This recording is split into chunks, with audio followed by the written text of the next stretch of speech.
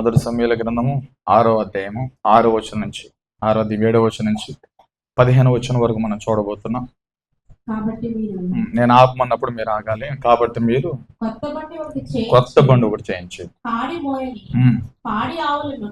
మోయిని పాడి ఆవులను రెండింటిని తోలు తెచ్చి బండికి కట్టి వాటి దూడలను వాటి దగ్గర నుండి ఇంటికి తోలి యెహోవా మందసమును ఆ బండి మీద ఎత్తి అపరాధార్థముగా ఆయనకు మీరు అర్పింపవలసిన బంగారపు వస్తువులను దాని ప్రక్కనే చిన్న పెట్టెలో ఉంచి అది మార్గమున పోవునట్లుగా విడిచిపెట్టుడి.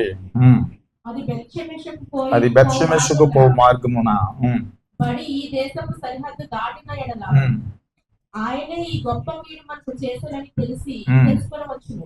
ఆ మార్గమున పోని ఎడల ఆయన మనల్ని మత్తలేదని మన అదృష్టవశము చేతనే అది మనకు సంభవించినని తెలుసుకొనమని వారు అలాగున 2 పాడి ఆవులను తోలి తెచ్చి బండికి కట్టి వాటి దూడలను ఇంటి లోపల పెట్టి కొద్దిగా స్పీడ్ గా బంగారు గడ్డలను పందికొక్కు రూపములను గల ఆ చిన్న పెట్టెలను బండి మీద ఎత్తగా ఆ ఆవులు రాజమార్గంలో పడి చక్కగా పోవచ్చు అరచుచు బెత్షెమెషు మార్గంలో నడిచెను.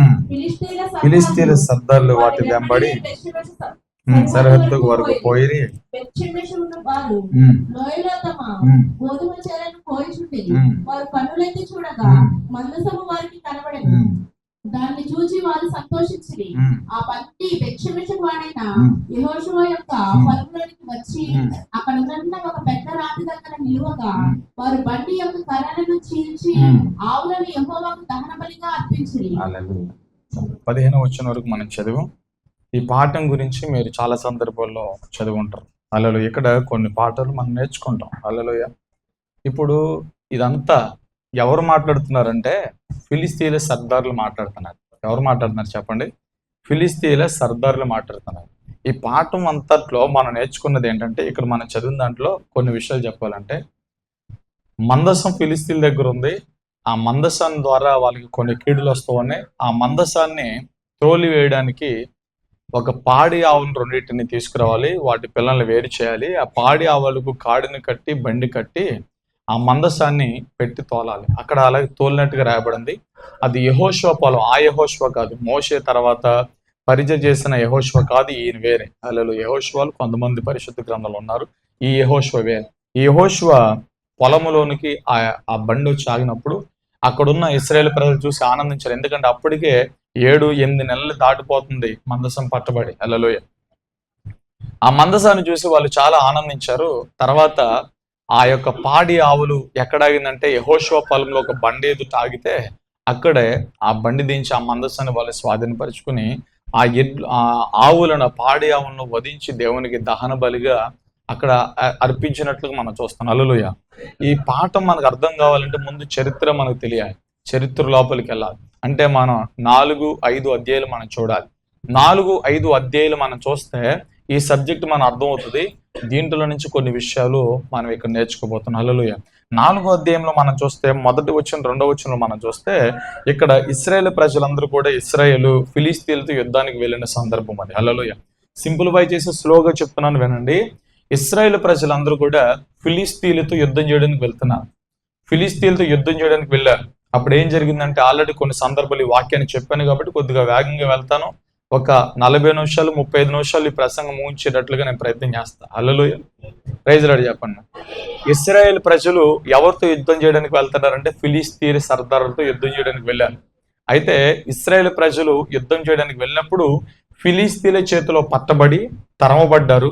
పారిపోయి వచ్చేస్తే ఓకే, తరమబడితే ఓకే, కానీ అక్కడ 4,000 మంది ఇశ్రాయేల్ ప్రజలు చచ్చిపోయారు. అది మనం 2వ వచనంలో చూస్తాం. చూడండి, 4వ అధ్యాయంలో ఇశ్రాయేలీలు ఫిలిష్తీయులతో యుద్ధము చేయటగా బయలుదేరి ఎబెనేజర్లో దిగగా ఫిలిష్తీయులు అఫెక్కులో దిగిరి. ఫిలిష్తీయులు ఇశ్రాయేల్ మీద పడి తమను యుద్ధ పంక్తులుగా కూర్చుకొనగా వారు యుద్ధములో కలిసినప్పుడు ఇశ్రాయేలీలు ఫిలిష్తీయులు ఎదుట ఓడిపోయి యుద్ధ భూమిలోనే ఎక్కువ తక్కువ 4,000 మంది హతులయ్యారు.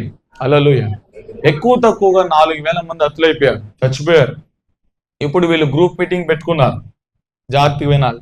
గ్రూప్ మీటింగ్ పెట్టుకున్నారు. అరే, దేవుడు మనకు తోడి ఉంటే మనం ఎందుకు ఓడిపోతాం? దేవుడు మనకు తోడుగా లేడు కాబట్టి శత్రువులు ఎదుట మనం నిలబడలేకపోయాం.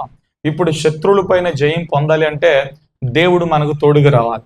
దేవుడు మనకు తోడుగా రావాలంటే ఏం చేయాలంటే, మొదటిసారి యుద్ధానికి వెళ్ళినప్పుడు మందసం లేకుండా వెళ్ళాం కాబట్టి, దేవుడు మనతో రాలేదు కాబట్టి మనం శత్రువుల ఎదుట నిలబడలేకపోయాం. ఎక్కువ తక్కువ 4,000 మంది చచ్చిపోయాం.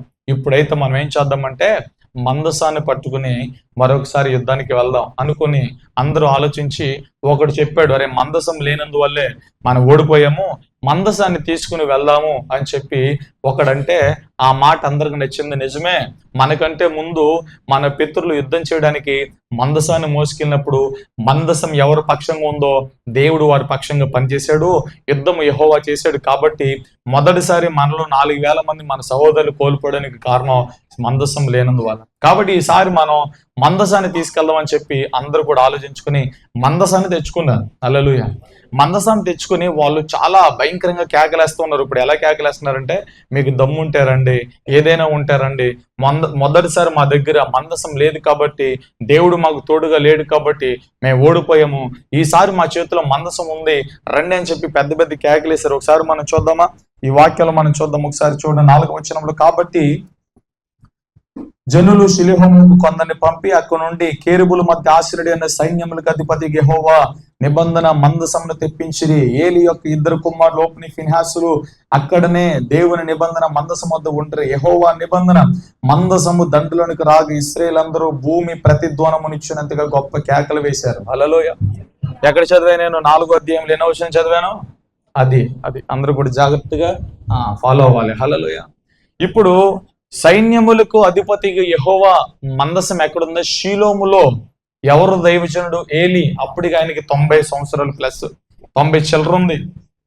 దైవజనుడికి ఎటువంటి పిల్లలు ఉండకూడదు, అటువంటి పిల్లలు ఈయనకున్నారు. హోఫ్నీ ఫీనెహాసులు చాలా భయంకరమైన పాపంతో ఉన్నారు. వాళ్ళు పేరుకి పాస్టర్స్ పిల్లలే, దేవుని పిల్లలని పేరుంది, కానీ వాళ్ళు అన్ని జనుల కంటే దారుణమైన పాపం చేస్తున్న వ్యక్తులుగా హోఫ్నీ ఫీనెహాసులు మనకు కనబడతాయి.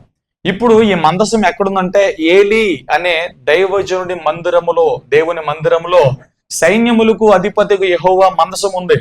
ఇప్పుడు వీళ్ళు యుద్ధానికి వెళ్ళడానికి ఇప్పుడు ఏం అవసరమైందంటే, మందసం అవసరమైంది.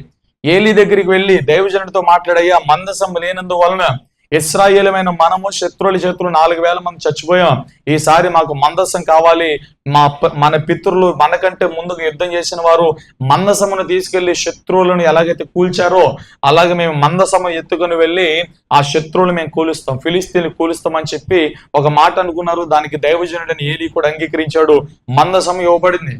ఆ మందసము వీళ్ళు తీసుకొచ్చి వాళ్ళ గూడెంలో పెట్టుకుని, వాళ్ళ మధ్యలో పెట్టుకుని వారు కేకలేస్తున్నారంట. వారి కేకలకు భూమి ప్రతిధ్వనిస్తున్నట్లుగా రాయబడింది. హల్లెలూయా. ఎలాంటి కేకలు వేశారంటే, ఫిలిస్తీన్లు కనబడుతున్నాయి. ఈ దండులో వేసే కేకలు ఫిలిస్తీన్లు కనబడుతున్నారే, మొదటిసారి మా దగ్గర మందసం లేదు కాబట్టి మేము ఓడిపోయాం, ఇప్పుడు రెండో చూసుకుందాం. హల్లెలూయా. పెద్ద పెద్ద ఆర్భాటంతో కేకలేస్తున్నారు. కేకలేస్తూ ఉంటే ఈ కేకలన్నీ కూడా ఎవరు కనబడ్డాయి అంటే, ఫిలిస్తీన్లు కనబడ్డాయి. వాళ్ళకి భయం పట్టుకుని. ఎందుకని తెలుసా? సైన్యములకు అధిపతి యెహోవా మందసం అంటే సామాన్యమైన విషయం కాదు. హల్లెలూయా. శత్రువులకు తెలుసు వాళ్ళ దేవుడు భయంకరుడు, మహోన్నతుడు. అక్కడ రాయబడుతుంది, ఆయనకు ఒక పేరు పెట్టారు చూడండి. ఫిలిస్తీన్లు ఆ కేకలు విని హెబ్రీల దండులు ఈ గొప్ప కేకల ధ్వని ఏమని అడిగి యెహోవా నిబంధన మందసము దండులోనికి వచ్చినని తెలుసుకుని జడిపి దేవుడు దండులోనికి వచ్చినని అనుకుని, అయ్యో మన శ్రమ ఇంతకు మునుపు వారిలాగా శ్రమింపలేదు, అయ్యో మహాశూరుడగు. వాళ్ళు పెట్టిన పేరంటే దేవుడు మహాశూరుడు. వాళ్ళ దేవుడు మామూలుడు కాదు, వాళ్ళ దేవుడు మహాశూరుడు. మొదటిసారి వాళ్ళు మనతో యుద్ధానికి వచ్చినప్పుడు ఆ మహాశూరత్వం కలిగిన దేవుని మందసము వారిలో లేదు. ఇప్పుడు వారు ఏం చేశారంటే, మహాశూరుడగు సైన్యములకు అధిపతియగు యెహోవా మందసాన్ని వాళ్ళు పట్టుకున్నారు. వాళ్ళ కేకలకి కారణం ఏంటి? వాళ్ళ ఆనందానికి కారణం ఏంటి? వాళ్ళ యుద్ధానికి వెళ్ళాలని ముందడుగులోనికి రావడానికి కారణం ఏంటంటే, దేవుని మందసము, సైన్యములకు అధిపతి యెహోవా మందసాన్ని వారి దండులో పెట్టుకుని ఫిలిస్తీన్ల వైపు చూసి పెద్ద పెద్ద కేకలేస్తున్నారు. ఆ కేకలు తెలుసుకున్న ఫిలిస్తీన్లు వారి దండులోనికి, వారి మధ్యలోనికి శూరుడగు దేవుని మందసము. హల్లెలూయా. చూడండి, అన్ని జనులు ఎంత క్లియర్ గా చెప్తున్నారు చూడండి. శూరుడు, వాళ్ళ దేవుడు సామాన్యుడు కాదు. యెహోవా అని ఆయన శూరుడు. శూరుడు అంటే అర్థం ఏంటి? బలవంతుడైన, శక్తిమంతుడైన. ఆయన ప్రజల జోలికి వస్తే, ఆయన జోలికి వస్తే ఎవరిని సహించుడు. ఆయన రోషం కలిగిన దేవుడని ఇవన్నీ కలిపి ఒక టైటిల్ పెట్టారు, ఆయన శూరుడగు యెహోవా మందసం. హల్లెలూయా. వాళ్ళ దేవుడు శూరుడు. ఇప్పుడు వీళ్ళందరూ గ్రూప్ డిస్కషన్ చేసుకున్నారు మొదటిసారి. ఎవరు? ఇశ్రాయేల్ ప్రజలందరూ. మనం ఓడిపోవడానికి కారణం ఏంటి? మందసం లేదు. హల్లెలూయా. ఇప్పుడు ఫిలిస్తీన్లందరూ కూడా వాళ్ళు గ్రూప్ డిస్కషన్ చేసుకుంటున్నారు. ఇప్పుడు ఎలా? మొదటిసారి వాళ్ళు యుద్ధానికి వచ్చారంటే, మనం 4000 మందిని చంపామంటే అప్పుడు మందసం లేదు. హల్లెలూయా. ఇప్పుడు ఏమొచ్చింది? వాళ్ళ జీవితాలకు మందసం వచ్చింది. వాళ్ళ బ్రతుకులకి ఏమొచ్చిందంటే మందసం వచ్చింది. ఇప్పుడు మందసం ఉండగా మనం యుద్ధం చేయగలుగుతాం అంటావా అని కొంతమంది వెనకడిగేస్తున్నారు. వెనకడిగేస్తుంటే వారిలో ధైర్యం కలిగినోడు ఎవడో ఒకడు ఉన్నాడు. వాడు లేచి ఏం చేశాడంటారే, వాళ్ళు పేరుకి మాత్రమే మందసాన్ని తెచ్చారు, కానీ దాని మీద దేవుని సన్నిధి లేదు. ఇక్కడ బాగా గమనించండిరా, ఒకవేళ దేవుడు వారికి తోడుగా ఉంటే వాళ్ళకి మందసమే అవసరంలా. వాళ్ళకి మందసమే అవసరంలా. వాళ్ళు దేవుని పిలిస్తే దేవుడు పలుకుతాడు. వాళ్ళ దేవుడు పలికే దేవుడు, ప్రార్థన వినే దేవుడు, యుద్ధం చేసే దేవుడు. మొదటిసారి వాళ్ళు యుద్ధానికి వచ్చినప్పుడు దేవుడు లేకుండా ఎలాగొచ్చారో ఇప్పుడు కూడా వాళ్ళు అలాగే ఉన్నారు. హల్లెలూయా. ఒకవేళ దేవుడు వారికి తోడుగా ఉంటే మొదటిసారి వాళ్ళు ఓడిపోరు. వినపడుతుందా? హల్లెలూయా. ఒకవేళ దేవుడు వారికి తోడుగా ఉంటే మొదటిసారి వాళ్ళు ఓడిపోరు. మొదటిసారి వాళ్ళు ఓడిపోయారంటే అర్థం ఏంటి? దేవుడు వారికి తోడుగా లేడు, దేవుడు వారిని ఎడబాపాడు. కాబట్టి వారి చేతిలో ఉన్న మందసం గురించి మీరు భయపడొద్దు. ఏదో మందసాన్ని తీసుకొచ్చారు కానీ ఆ మందసంలో దేవుడు లేడు. అరే నా మాట వినండి, మందసంలో దేవుడు లేడు, యెహోవా వారిని ఎడబాపాడు. కాబట్టి ఒకప్పుడు మందసం లేకుండా వాళ్ళు వచ్చినప్పుడు వాళ్ళు వాళ్ళ బలాన్ని ఆధారం చేసుకుని ఎలాగొచ్చారో ఇప్పుడు కూడా వాళ్ళ బలాన్ని ఆధారం చేసుకుని వస్తున్నారు. మందసాన్ని చూసి భయపడొద్దు, మన యుద్ధానికి వెళ్దాం అని చెప్పి ఫిలిస్తీన్లందరూ కూడా ఒకరినొకరు బలపరుచుకుని ఎట్టకేలకు యుద్ధ రంగంలోకి వచ్చారు. హల్లెలూయా. ఇప్పుడు ఇశ్రాయేలు ప్రజల యొక్క ధీమా ఏంటంటే, మందసం మాతో ఉంది కాబట్టి దేవుడు ఖచ్చితంగా మా చేతిని ఎత్తుతాడు, మా పక్షంగా యుద్ధం చేస్తాడనే విశ్వాసంతో వీళ్ళు వస్తూ ఉన్నారు. వాళ్ళేమో దేవుడు వారికి తోడుగా లేడు, ఖచ్చితంగా మన దాగోను మన దేవత ఖచ్చితంగా ఇశ్రాయేలుని మన చేతులకు అప్పగిస్తుందని వాళ్ళ విశ్వాసంతో వచ్చారు. వీళ్ళ దేవుని నమ్ముకుని వచ్చారు, వాళ్ళ దేవత నమ్ముకుని వచ్చారు. యుద్ధం జరిగింది, అధికమైన వధ జరిగింది. ఇశ్రాయేలు ప్రజలు 30,000 మంది చచ్చిపోయారు. హల్లెలూయా. ఎంతమంది చచ్చిపోయారు చెప్పండి? ఫస్ట్ సారి ఎంతమంది? 4,000 మంది చచ్చిపోయారు. ఇప్పుడు ఎంతమంది చచ్చిపోయారు? 30,000 మంది. మొత్తం 34,000 మంది చచ్చిపోయారు. వీళ్ళకేం అర్థం కావట్లా. ఎందుకు 34,000 మంది చచ్చిపోయారు అంటే, ఇక్కడ చాలా జాగ్రత్తగా వింటే ఇశ్రాయేలు ప్రజలు కేవలం మందసాన్ని మాత్రమే తీసుకొచ్చారు కానీ వాళ్ళు నిజంగా దేవుని పిలవాల. వాళ్ళు హృదయాలు దేవునికి వ్యతిరేకంగా ఉన్నాయి. వాళ్ళు అప్పటికి పాపం చేస్తున్నారు, దేవునికి వ్యతిరేకమైన కార్యకలాపాలు చేశారు. మందసము మీద దేవుని సన్నిధి ఉండాలి. దేవుని సన్నిధి లేని మందసం ఒట్టి చెక్క. అసలు మందసం ఏంటి అని నన్ను అడిగితే ఒక మాటలో చెప్పాలంటే తుమ్మ చెక్క, అంతే. తుమ్మ పెట్టి. అలాడు మోషేకి దేవుడు ఆజ్ఞాపించిందంటే తెలుసా, మందసమును తుమ్మ చెక్కతో చేయాలి, తుమ్మకర్రతో చేయాలి. ఆ తుమ్మకర్రకి, ఆ మందసానికి, ఆ చేయబడిన ఆ షేపుగా ఆకారానికి బంగారపు రేకును పొగదాలి. హల్లెలూయా. మందసం ఏంటి చెప్పండి? తుమ్మకర్ర, ఇలువలేని తుమ్మకర్ర. హల్లెలూయా. ఆ మందసానికి ఏం పొదిగారు? బంగారపు రేకును పొదిగారు. హల్లెలూయా. ఆ మందసంలో ఏముంటాయి చెప్పండి? ఆ మందసంలో ఏముంటాయి చెప్పండి? హల్లెలూయా. క్రమంగా చెప్పండి. మందసంలో ఏముంటాయి? హల్లెలూయా. మందసంలో ఏముంటాయి చెప్పండి? హల్లెలూయా. ఫస్ట్ అలా చెప్పకూడదు, కింద పని చెప్పకూడదు. ఫస్ట్ ఏం చెప్పాలి తెలుసా? మన్నా పాత్ర ఉంటది. హల్లెలూయా. రెండోదిగా అహరోను చిగురించిన కర్ర ఉంటది. మూడోదిగా మోషేకి దేవుడిచ్చిన 10 ఆజ్ఞలు కలిగిన శాసన పలకలు ఉంటాయి. హల్లెలూయా. ఆ మందసం యేసు ప్రభుకు సూచనగా ఉంది, తెలుసా మీకు? హల్లెలూయా. ఆ మందసం యేసు ప్రభుకు సూచనగా ఉంది. ఆ దాంట్లో ఉన్న ఆ 3 ఐటమ్స్ యేసు ప్రభువులో నెరవేర్చబడతాయి. అది నా సబ్జెక్ట్ కాదు కానీ చెప్పాను కాబట్టి కొద్దిగా క్లుప్తంగా చెప్తా. హల్లెలూయా. మన్నా పాత్ర, మన్నా. హల్లెలూయా. మన్నా ఎక్కడి నుంచి వచ్చింది? ఆకాశం నుంచి దేవుడు తన ప్రజల కోసము కుమ్మరించాడు. మన్నాకి మరొక పేరు ఆకాశపు చిరుధాన్యం అని అర్థం. ఆకాశపు ధాన్యం, దేవదూతల ఆహారం అది. హల్లెలూయా. దేవుడు తన ప్రజలను పోషించడానికి ఆకాశం నుంచి అరణ్యంలో మన్నాను కురిపించాడు. ఆ మన్నా పాత్ర, ఆ మన్నా యేసు ప్రభుకి సాదృశ్యంగా ఎలా ఉందంటే, మన పాపాల నిమిత్తం మన భోగాల నిమిత్తం, హల్లెలూయా, మనల్ని క్షమించి ఉద్ధరించడానికి, జీవింప చేయడానికి యేసుక్రీస్తు ప్రభువారు జీవాహారంగా ఈ లోకానికి వచ్చారు. హల్లెలూయా. అందుకే ఆకలితో ఉన్నవారు లారా, దప్పికతో ఉన్నవారు లేరా, రూకాలు లేనివారు లేరా, రండి నా దగ్గర రండి. జీవాహారం నేనే.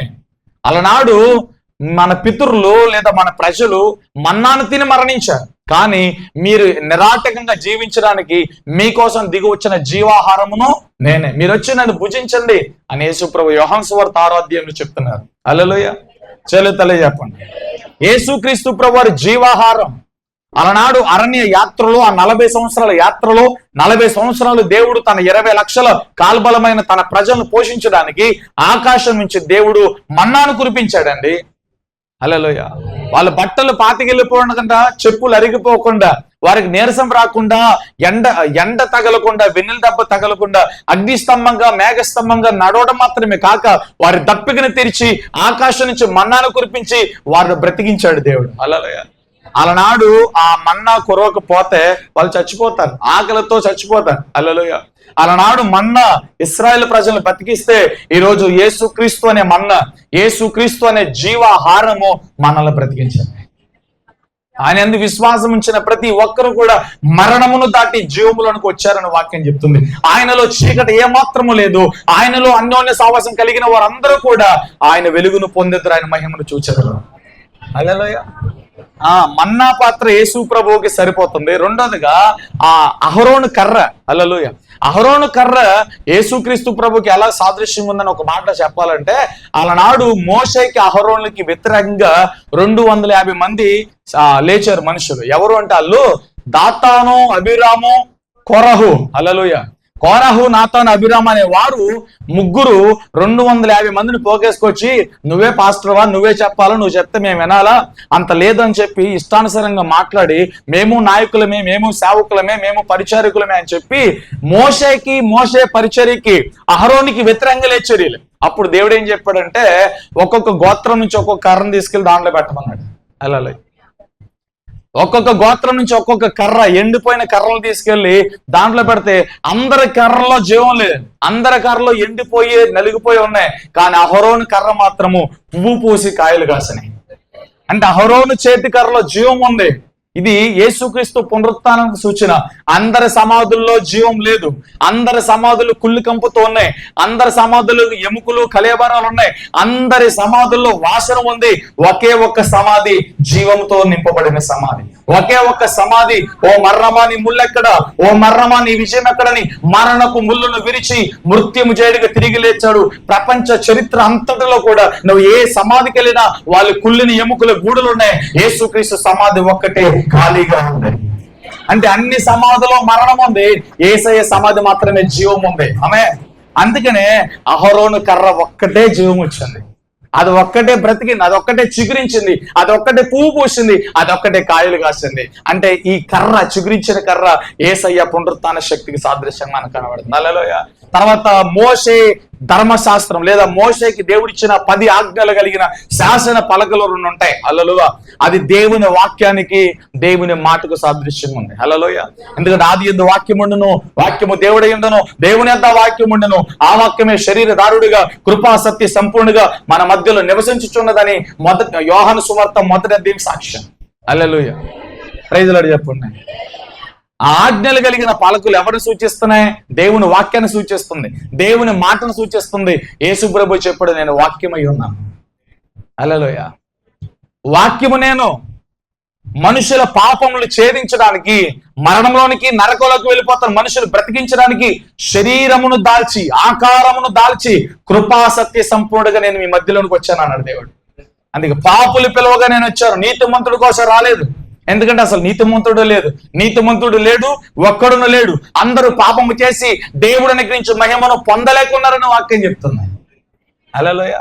నీతిమంతుడు ఒక్కడును లేడు, అందరూ పాపులమైన మనల్ని బ్రతికించడానికి యేసు ప్రభు వాక్యముగా కృపా సత్య సంపూర్ణుడిగా శరీరమును దాల్చి కన్య మరియ గర్భములు ఈ లోకంలోకి వచ్చాడు. హల్లెలూయా. ఆయన పరిశుద్ధుడైన ఈ 3 ఐటమ్స్ మనం చూసిన పాత్ర, మన్నా పాత్ర, చిగురించిన అహరోను కర్ర, తర్వాత 10 ఆజ్ఞలు శాసనములు కలిగిన 2 పలకలు యేసుక్రీస్తు ప్రభు జీవితానికి సరిపోతాయి. Okay right. ఇప్పుడు వాక్యాలకు వస్తే ఇశ్రాయేలు ప్రజలు ఎంతమంది చచ్చిపోయారంటే 30,000 మంది చచ్చిపోయారు. హల్లెలూయా. అంత మాత్రమే కాక 30,000 మంది చచ్చిపోయారు. దాంట్లో హోప్ని ఫిన్హాస్ కూడా చచ్చిపోయారు. హల్లెలూయా. హోప్ని ఫిన్హాస్ చచ్చిపోయారు. 30,000 మంది చచ్చిపోయారు. మొదట 4,000 మంది చచ్చిపోయారు. చచ్చిపోగా ఈ మందసం కూడా పట్టుబడింది. ఈకబో అనగా ప్రభావము పోయెను. హల్లెలూయా. ప్రభావం పోయెను. ఒకడు వచ్చాడు, అయ్యా ఇశ్రాయేలు ప్రజలందరూ కూడా ఎక్కువ తక్కువ 30,000 మంది చచ్చిపోయారు, భయంకరమైన వధ జరిగింది, దాంట్లో నీ కుమారులు నీ కొడుకులు ఇద్దరు హోప్ని ఫిన్హాసులు కూడా చచ్చిపోయారు, అయిపోయిందంత, మందసం లేదు. మందసము ఫిలిస్తీన్ల దగ్గరికి వెళ్ళిపోయింది. ఫిలిస్తీన్లు దోచుకెళ్ళిపోయారు, ఫిలిస్తీన్లు పట్టుకెళ్ళిపోయారు. ఈ మాట వినగానే ఏలి మెడవిరిగి చనిపోయినట్లుగా మన వాక్యాలు చూస్తాం. హల్లెలూయా. ఇది చరిత్ర. ఒక మనిషి మందసము బైబిల్కి సూచన, దేవుని వాక్యానికి సూచన. బైబిల్ పట్టుకున్నంత మాత్రాన ప్రభావం రాదు. ఇంటిలో బైబిల్ పెట్టుకున్నంత మాత్రాన ప్రభావం రాదు. తలగడి దిండుగా బైబిల్ పెట్టుకున్నంత మాత్రాన ప్రభావం రాదు. నొప్పున్న చోట బైబిల్ పెట్టుకున్నంత మాత్రాన ప్రభావం రాదు. బైబిల్ ఎక్కడ ఉండాలి అంటే మన హృదయంలో ఉండాలి. ఈయన మాటలు విని దాని ప్రకారం జీవించేవాడు బండ మీద ఇంటిని కట్టుకున్న వాడితో సమానం. వాన వచ్చినా, వరద వచ్చినా, ప్రకృతి వైపరీత్యాలు వచ్చినా ఆ ఇల్లు కోల్చబడదు. ఎందుకంటే అది బండ మీద కట్టబడింది కాబట్టి. దేవుని మాట వినుట మట్టుకు విని దాని ప్రకారం జీవించకపోతే మనం నిష్ప్రయోజనమైన భక్తిని చేస్తున్నాం. అలాగా దేవుని వాక్యమును విని దాని ప్రకారం జీవించిన వారముగా మనం మారాలి. హల్లెలూయా. ఇప్పుడు వీళ్ళ దగ్గర మందసం ఉంది కానీ దాంట్లో ఏం లేదు చెప్పండి, ప్రభావం ఉంది. మన చేతిలో బైబిల్ ఉంటది, బాప్తిజం ఉంటది, రక్షణ పొందాం అంటాం కానీ దేవుడు ప్రభావం ఉండదు. ప్రభావం లేని భక్తి, క్రియలు లేని విశ్వాసం మృతతుల్యం అని వాక్యం చెప్తాను. హల్లెలూయా.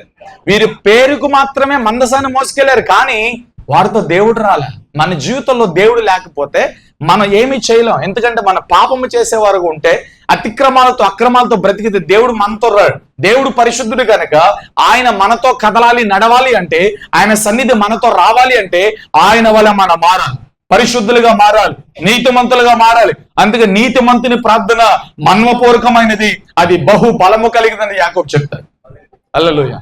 వాటమికి కారణం, కన్నీటికి కారణం, వేదనకి కారణం, దుఃఖానికి కారణం కొన్ని సందర్భాల్లో మన పాపము, మన సొంత నిర్ణయాలు, మన అనాలోచనలు మనల్ని సిగ్గుపరిచే స్టేజ్కి తీసుకెళ్తాయి. హల్లెలూయా. మనం దేవుని బట్టి ధైర్యం తెచ్చుకోవాలి, దేవుణ్ణి మనం ఆశ్రయించాలి. నిన్నటి దినాన్ని చెప్పాను కదా, దేవుని మీద ఆధారపడాలి, దేవుని కోసం బ్రతకాలి. హల్లెలూయా. పాపము చేస్తే దేవుడు మనతో నడవలేడు. పాపము చేస్తే దేవుడు మన నుండి వేరైపోతాడు. పాపము చేస్తే దేవుడు దుఃఖపడతాడు.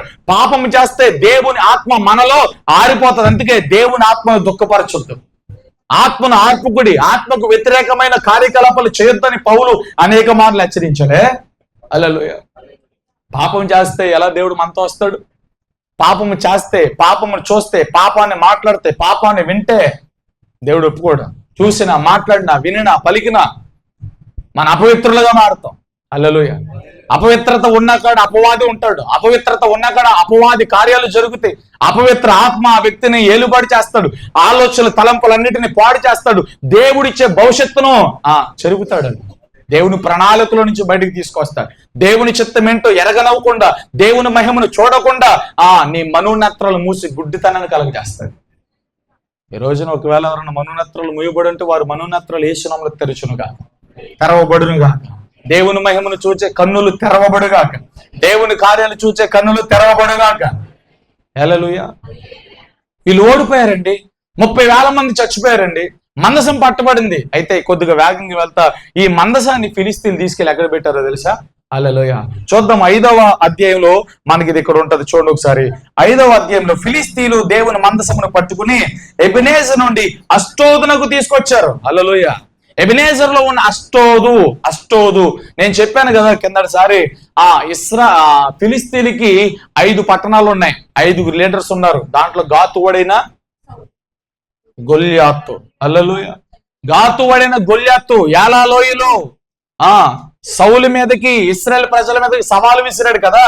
యాలాలోయలో నిలబడి గాతువడైన గొల్యాతు పెద్ద పెద్ద సౌండ్స్ తో మాట్లాడుతున్నాడు. మీలో దమ్ముంటే ఇదిగో నన్ను ఢీ కొట్టండి, మా ఫిలిస్తీన్లు అందరితో యుద్ధం చేశారు, నాతో ఒక్కడితో చేస్తే చాలు యుద్ధం అని చెప్పి పెద్ద పెద్ద కేకలేశాడు. యుద్ధ నైపుణ్యత కలిగిన వారందరూ కూడా దాక్కుంటే బాలుడైనా చిన్నవాడైనా దావీదు ఆ గొల్యాతు మీదకి వెళ్ళి యుద్ధం చేశాడు. హల్లెలూయా. చెల్లెత్తలే చెప్పండి. ఎందుకంటే ఇదంతా మీకు తెలుసు కాబట్టి నేను వివరించట్లేదు. యుద్ధం యెహోవాదే. ఆయుధాలు లేవు, మారణ ఆయుధాలు లేవు, ఏమీ లేవు. ఒక ఒడిశా, ఒక రాయి, నున్నటి రాళ్ళు 5 రాళ్ళు ఏరుకుని సంచిలో వేసుకుని వెళ్ళిపోయాడు. నడుముకు కట్టిన ఒడిసిని తీశాడు, సంచిలో ఉన్న రాయి తీశాడు, గిరాగిర తిప్పు కొట్టాడు. యుద్ధం యెహోవా చేశాడు. యుద్ధం యెహోవాదే. హల్లెలూయా. ఇంచుమించు 14 నుండి 12 అడుగుల మధ్యలో ఉన్న గాతువడైన గొల్యాతు బొక్కబోర్లుగా పడ్డాడండి. ఆమేన్. యుద్ధం యెహోవా, యుద్ధం యెహోవాదే. హల్లెలూయా. చెల్లెత్తలే చెప్పండి. 5 పట్టణాలు, ప్రముఖమైన పట్టణాలు. కిందటి వారంలో 2 వారాల కింద చెప్పా. ఏం పట్టణాలు అవి చెప్పండి? గాతు, అష్టోదు, తర్వాత చెప్పాను కదా, తెరవండి, డైరీ తెరవండి, చూసి చెప్పాలి. ఎక్రోన్ చెప్పండి అండి, డైరీలో రాశాను కదా. గాజా, ఫస్ట్ పట్టణం గాజా, అష్కెలోన్, అష్టోదు, ఎక్రోను, గాతు. ఈ గాతు వాడే గొల్యాతు. హల్లెలూయా. ఈ 5 పట్టణాలకు 5 లీడర్లు ఉన్నారు. ఫిలిస్తీన్ యొక్క ప్రధానమైన పట్టణాలు ఇవి. ఫిలిస్తీన్లు ఎక్కువగా నివసించే పట్టణాలు ఈ పట్టణాలు అన్నమాట. చేతులెత్తలే చెప్పండి. హల్లెలూయా చెప్పండి, గట్టిగా చెప్పండి ఒకసారి. ఇప్పుడు ఎక్కడికి వచ్చింది? ఎబెనేజర్ లో ఉన్న అష్టోదునకు ఈ మందసం తీసుకొచ్చారు. ఎవరు తీసుకొచ్చారు చెప్పండి? ఫిలిస్తీన్లు తీసుకొచ్చారు. ఈ పాఠం, ఈ చరిత్ర అంతా వింటేనే నేను చెప్పే వాక్యం అర్థమవుతుంది. కాబట్టి ఇది మీరు జాగ్రత్తగా వినండి. ఇలా వింటూ ఉంటే మీరు బైబిల్ చదువుతున్నప్పుడు చాలా ఈజీ అవుతుంది. ఆల్రెడీ ఎక్స్ప్లెనేషన్ అవుతుంది కాబట్టి, వివరణ జరుగుతుంది కాబట్టి చదివేటప్పుడు ఇంకా బాగా ఈజీ అవుతుంది బైబిల్. హల్లెలూయా. చెల్లెతలే చెప్పండి. వీళ్ళు ఇప్పుడు ఎక్కడ తీసుకొచ్చారంటే ఎబెనేజర్ లో ఉన్న అష్టోదునకు తీసుకొచ్చి వాళ్ళకు ఒక చాలా ఇష్టమైన ఒక దేవత ఉంది, దాని పేరు దాగోను. హల్లెలూయా. దాగోను వాళ్ళు చాలా ఇష్టపడతారు. ఫిలిస్తీన్ల యొక్క అతి ప్రాముఖ్యమైన ప్రేమ కలిగిన దేవత ఎవరంటే దాగోను. దాగోను వాళ్ళు ఇప్పుడు ఎలా చూసేవాళ్ళంటే గర్భఫలము కోసం, వివాహాల కోసం దాగోనికి మొక్కుబలి చేసేవారు. అంత మాత్రమే కాక ఈ ఫిలిస్తీన్ల 5 పట్టణాలకి ఆధారం ఈ దాగోను చేసుకుంటారు. ఎందుకంటే దాగోను దేవత వాళ్ళకి సస్యశ్యామలంగా ఆరోగ్యమునిచ్చి, భోగ భాగ్యాలు ఇచ్చి, అంత మాత్రమే వారి పంటలను దీవించే దేవతకు వాళ్ళు నమ్ముతారు. కాబట్టి దాగోనికి కోపం రాకుండా ఎప్పటికప్పుడు దాగోని దగ్గర పూజలు చేస్తూ, బలులు అర్పిస్తూ దాన్ని శాంతింప చేయడానికి ఫిలిస్తీన్లు ఎక్కువగా ఇష్టపడతారు. ఇప్పుడు వాళ్ళకి అతి ప్రాముఖ్యమైన ఇష్టమైన ఈ దాగోను దేవత లోనికి ఈ మందసాన్ని తీసుకెళ్ళారు. హల్లెలూయా. హల్లెలూయా. ఏ పట్టణానికి వచ్చింది? అష్టోదు. అందరూ గుర్తుపెట్టుకోవాలి. మరల అడుగుతా నేను. ఎబెనేజర్ లో ఉన్న అష్టోదునకు దేవుని మందసము, యెహోవా మందసం వచ్చేసింది. ఇప్పుడు ఈ అష్టోదులో ఉన్న 2వ వచనంలో మనం చూస్తూ ఉంటది. 2వ వచనం చూడండి. దాగోను గుడిలో, దాగోను ఎదుట దాన్ని ఉంచిరి. హల్లెలూయా. ఇప్పుడు దాగోను గుడిలోనికి దేవుని మందసాన్ని తీసుకెళ్లారు, దాగోను ఎదుట ఉంచారు, అక్కడ పెట్టేశారు, వెళ్ళిపోయారు. ఆ రోజు గడిచిపోయింది, రాత్రి అయిపోయింది, ఉదయాన్నే వచ్చి చూశారు. ఉదయాన్నే వచ్చి చూసేసరికి ఆ దాగోను దేవత దేవుని మందసం ఎదుట సాగిలపడం. హల్లెలూయా. వాళ్ళకేం అర్థం కావట్లేదు. అదేంట్రా, దేవుని మందసం వాళ్ళు తీసుకొచ్చారు, వాళ్ళు తీసుకొచ్చినప్పుడు వాళ్ళు ఓడిపోయారు. ఈ మందసంలో ఏమీ లేదు, ఇది ఒక్క చెక్క పెట్టే అనుకున్నాం కదా. వాళ్ళ మధ్యలో ఈ ప్రభావం ఉంటే వాళ్ళు ఖచ్చితంగా గెలవాలి, మనం ఓడిపోవాలి. మరి వాళ్ళు ఎందుకు ఓడిపోయారు? వాళ్ళకేం అర్థం కావట్లేదు. ఇప్పుడు దీనిలో ఈ మందసంలో దేవుని ప్రభావం ఉంది కాబట్టే ఆ దాగోను ఈ మందసం ముందు సాగిలపడింది. ఎందుకంటే వాళ్ళకి తెలుసు దాగోను కంటే దేవుని మందసము కలిగిన యెహోవా శూరుడని వాళ్ళకి తెలుసు. ఎందుకంటే అనేక మార్లు ఇశ్రాయేలు ప్రజల చేతులు చావదెబ్బతిన్నారు. ఎవరు? ఫిలిస్తీన్లు. సంసోను చేతిలో అనేక మార్లు చావదెబ్బతిన్నారు. ఎలాంటోడైనా వచ్చినా ఒక గుద్దుకు చంపేసేవాడు సంసోన్. ఎంత పెద్ద ఫిలిస్తీన్ల సర్దార్లు రాను, ఎంత 100 మంది రాను, క్రమంగా ఒక గుంపుగా రాను, సంసోను ఫిలిస్తీన్ల సర్దార్లు గడగడలాడించాడు. గుద్దు ఇలా పిడుగులు గుదించి ఒక గుద్దు గుద్దితే సర్దార్లు వెళ్ళి అంత దూరం పడేవాళ్ళు. అంటే ఫిలిస్తీన్ల సర్దార్లు వణికించిన స్టామినా, శక్తి, ప్రభావం సంసోన్లో ఉంది. సంసోన్ను చూశారు, దేవుని కార్యాలు చూశారు, దేవుని ప్రజల పక్షంగా యెహోవా ఎలాగైతే యుద్ధం చేశాడు, ఎలా జయాలిచ్చాడు, ఇవన్నీ వాళ్ళకి తెలుసు. కాబట్టి యెహోవా అని పేరు చెప్తే, దేవుని మందసం అని పేరు చెప్తే వాళ్ళకి భయం ఫిలిస్తీన్లకి. ఎందుకంటే దేవుని ప్రభావాన్ని చూశారు వాళ్ళు, దేవుని శక్తిని చూశారు వాళ్ళు. కాబట్టి వీళ్ళందరూ భయపడ్డారు. అక్కడ ఈ అష్టోదులో దాగోను గుడిలో దేవుని మందసాన్ని పెట్టేసి వెళ్ళిపోయారు. ఉదయాన్నే వచ్చి చూసేసరికి ఆ దాగోను విగ్రహం బొక్క బోర్లుగా పడింది. హల్లెలూయా. కొద్దిగా భయపడ్డారు. సర్లే ఏదో పొరపాటున జరిగి ఉంటుందని చెప్పి మరలా ఏం చేశారంటే పడిపోయిన దాగోను ఆ బొమ్మని, ఆ విగ్రహాన్ని మరలా నిలబెట్టి వెళ్ళిపోయారు. హల్లెలూయా. నిలబెట్టేసి వెళ్ళిపోయారు. మరలా రోజు గడిచింది, రాత్రి అయింది, ఉదయాన్నే వచ్చారు. ఉదయాన్నే వచ్చి చూసేసరికి చేతులు ఒక పక్క ఇరగబడి ఉన్నాయి, తలకై 10 ముక్కలు అయి ఉంది, తన మొండెమంతా ఒక పక్కనే అయిపోయింది, మొత్తం విగ్రహం అంతా ముక్కలు అయిపోయింది. ఒకసారి చూద్దాం ఆ మాట చూడండి. 5వ వచనంలో 4వ వచనం, ఆ మరునాడు వారు ఉదయం నెలలుగా దాగోను యెహోవా మందసం ఎదుట నేలను బోర్లపడి ఉండెను. దాగోను యొక్క తలయు 2 అరిచేతులు తెగవేయబడి గడప దగ్గర పడి ఉండెను, వాటి మొండెం మాత్రమే వానికి మిగిలి ఉండెను. కాబట్టి దాగోను యాజకులేమి దాగోను గుడికి వచ్చి వారేమి నేటి వరకు ఎవరు అష్టోదులో దాగోను యొక్క గుడి గడపను త్రొక్కలేదట. వాళ్ళ భయం వేసింది వాళ్ళకి. హల్లెలూయా. దాగోనే దేవతే తల నరికివేయబడి, కాళ్ళు చేతులు నరికివేయబడి అక్కడ ఇక్కడ పడేసి ఉన్నాయి. మందసంలో నుంచి దేవుడు పనిచేస్తున్నాడు, యెహోవా పనిచేస్తున్నాడు అని చెప్పి భయం వేసి కొంత సమయం ఆ దాగోను గుడులనికి వాళ్ళు అడుగు పెట్టలేదని వాక్యాలు రాయబడింది. హల్లెలూయా. చలితలే చెప్పండి, గట్టిగా చెప్పండి. ఆల్బర్ట్ ఐన్స్టీన్ వాక్యం చదువుతున్నప్పుడు ఈక్వల్ MC² అనే ఫార్ములాని కనిపెట్టారు ఆయన. Albert Einstein. ఆల్బర్ట్ గారు బైబిల్ చదివినప్పుడు, ఈ సందర్భాన్ని చదివినప్పుడు ఆయన ఒక స్టేట్మెంట్ ఇచ్చారు. పరిశుద్ధ గ్రంథం గురించి ఆల్బర్ట్ ఐన్స్టీన్ ఇచ్చిన స్టేట్మెంట్ ఏంటంటే, రాబోతున్న రోజుల్లో యేసయ్యకి ఒక రాజ్యం ఉంది. ఆయన రాజ్యం వచ్చినప్పుడు ఇహలోక దేవతలు, ఇహలోక రాజ్యాలు, ఇహలోక అధికారాలు అన్నీ కూడా ఆయన ముందు సాగిలపడతాయి. ఆయన ముందు సాగిలపడతాయి. యేసుని మించిన శక్తి, యేసుని మించిన ప్రభావం, ఆయన రాజ్యాన్ని మించిన రాజ్యం మరొకటి లేదు. ఆల్బర్ట్ ఐన్స్టీన్ తన స్టేట్మెంట్లు ఇచ్చాడు. క్రిస్టియానిటీ గురించి, బైబిల్ గురించి మీ అభిప్రాయం ఏంటని నాకు విలేకరు అడిగినప్పుడు ఈ సందర్భాన్ని చూసి, దాగోను దేవత మందసం ముందు ఎలా సాగిలపడిందో ఒక రోజు రాబోతుంది. ఇహలోక రాజ్యములన్నీ, ఇహలోక ప్రభుత్వాలని, ఇహలోక అధికారములని, ఇహలోక దేవతలన్నీ ఆయన ముందు సాగిలపడతాయి. ఆల్బర్ట్ ఐన్స్టీన్ ఇచ్చిన టెస్టిమనీ అది. హల్లెలూయా. చెల్లెత్తలే చెప్పండి. ప్రకటన కదా అదే రాయబడింది కదా. హల్లెలూయా. చెల్లెత్తలే చెప్పండి. మనం పాడతాం, యేసు రాజుగా వచ్చుచున్నాడు, తర్వాత ఇహలోక అది. హల్లెలూయా. ఆ మాటలన్నీ బైబిల్లో ఉన్న వాటిని బట్టి రాశారు పాట అది. ఆమేన్. అన్ని రాజ్యాలు ఆయన ముందు సాగిలి పడాల్సిందే. హల్లెలూయా. అన్ని రాజ్యాలు ఏం చేపడతాయి? ఆయన ముందు సాగిలి పడతాయి. ఆమేన్. చెప్పండి, గట్టిగా చెప్పండి. ఇప్పుడు ఇక్కడ కొంతకాలం వాళ్ళు ఏం చేశారంటే, అరే ఇంకా ఈ మందసాన్ని మన దగ్గర ఎలా ఉంచితే ప్రాబ్లం వద్ది, ఏం చేద్దాం అని ఆలోచించుకున్నారు. వాళ్ళకి వచ్చిన ఒక ఆలోచన ఏంటంటే, ఇక్కడ నుండి మనకి ఇంకా 4 పట్టణాలు ఉన్నాయి కదా, ఆ 4 పట్టణాలు ఒక పట్టణం పంపిద్దాం. చూడండి, నెక్స్ట్ చదవండి.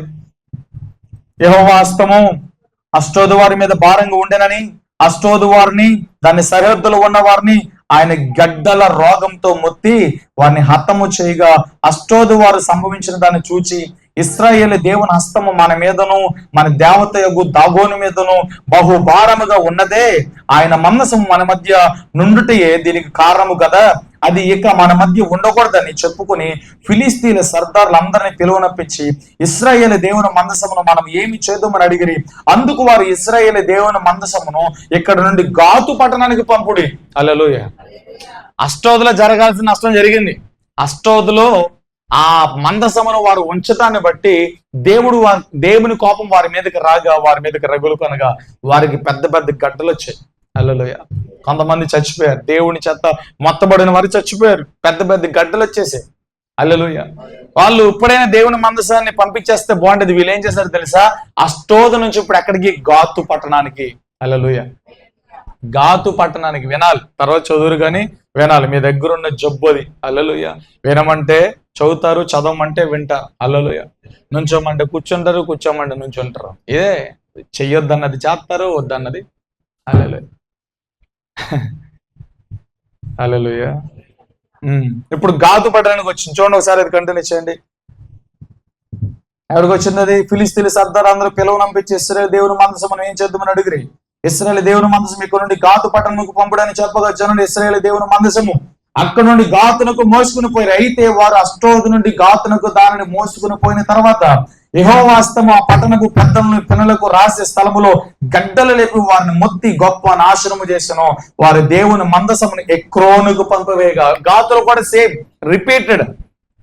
అష్టోదులో గడ్డలు కలిగిన రోగం వచ్చి దేవుని చెత్త చాలా మంది ప్రజలు నష్టపోయారు. అష్టోదు నుంచి గాతు పట్టణానికి తీసుకొచ్చారు. గాతు పట్టణంలో కూడా ఇది రిపీట్ అయింది. హల్లెలూయా. ఇప్పుడు ఎక్కడికి వస్తుంది? ఎక్రోను పట్టణంలో ఉన్న ప్రజలు కొద్దిగా షార్ప్. హల్లెలూయా.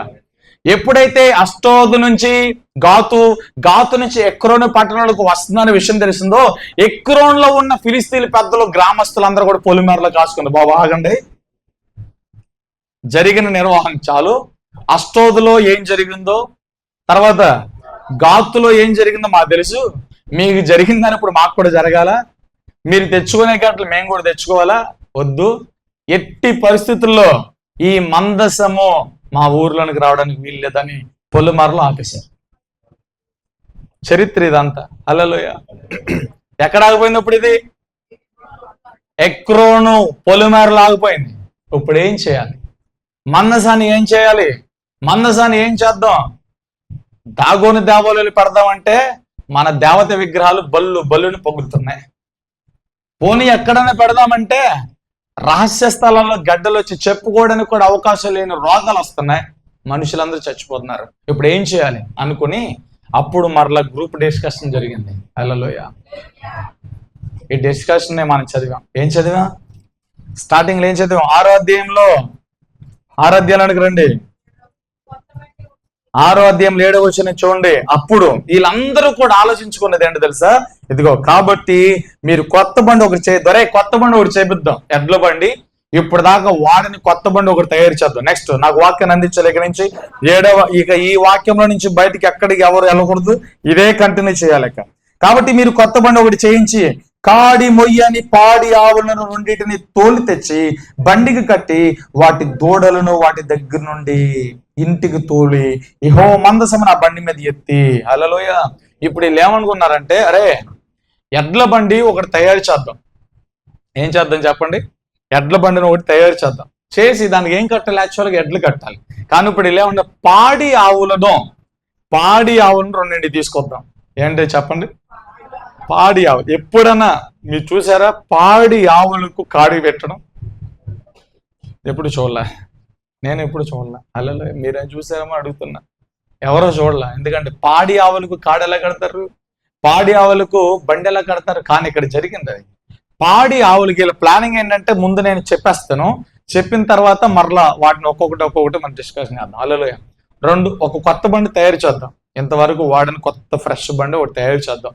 ఓకే, తయారు చేసిన తర్వాత పాడి ఆవులు రెండింటిని తీసుకొద్దాం. వాటి పిల్లలను ఆవుల నుండి వేరు చేద్దాం. వేరు చేసి ఈ 2 ఆవులకు ఆ బండి కాడి కట్టి ఆ కొత్త బండి మీద దేవుని మందసాన్ని పెడదాం. వీళ్ళ ప్లానింగ్ చెప్తాను, వినాలి. ఇది విన్న తర్వాత ఇప్పుడు మీరు చదువుదురు. కానీ ముందు నేను చెప్పేస్తే మీకు క్లారిటీ వస్తుంది. ఫస్ట్ ఏంటి? బండి చేద్దాం.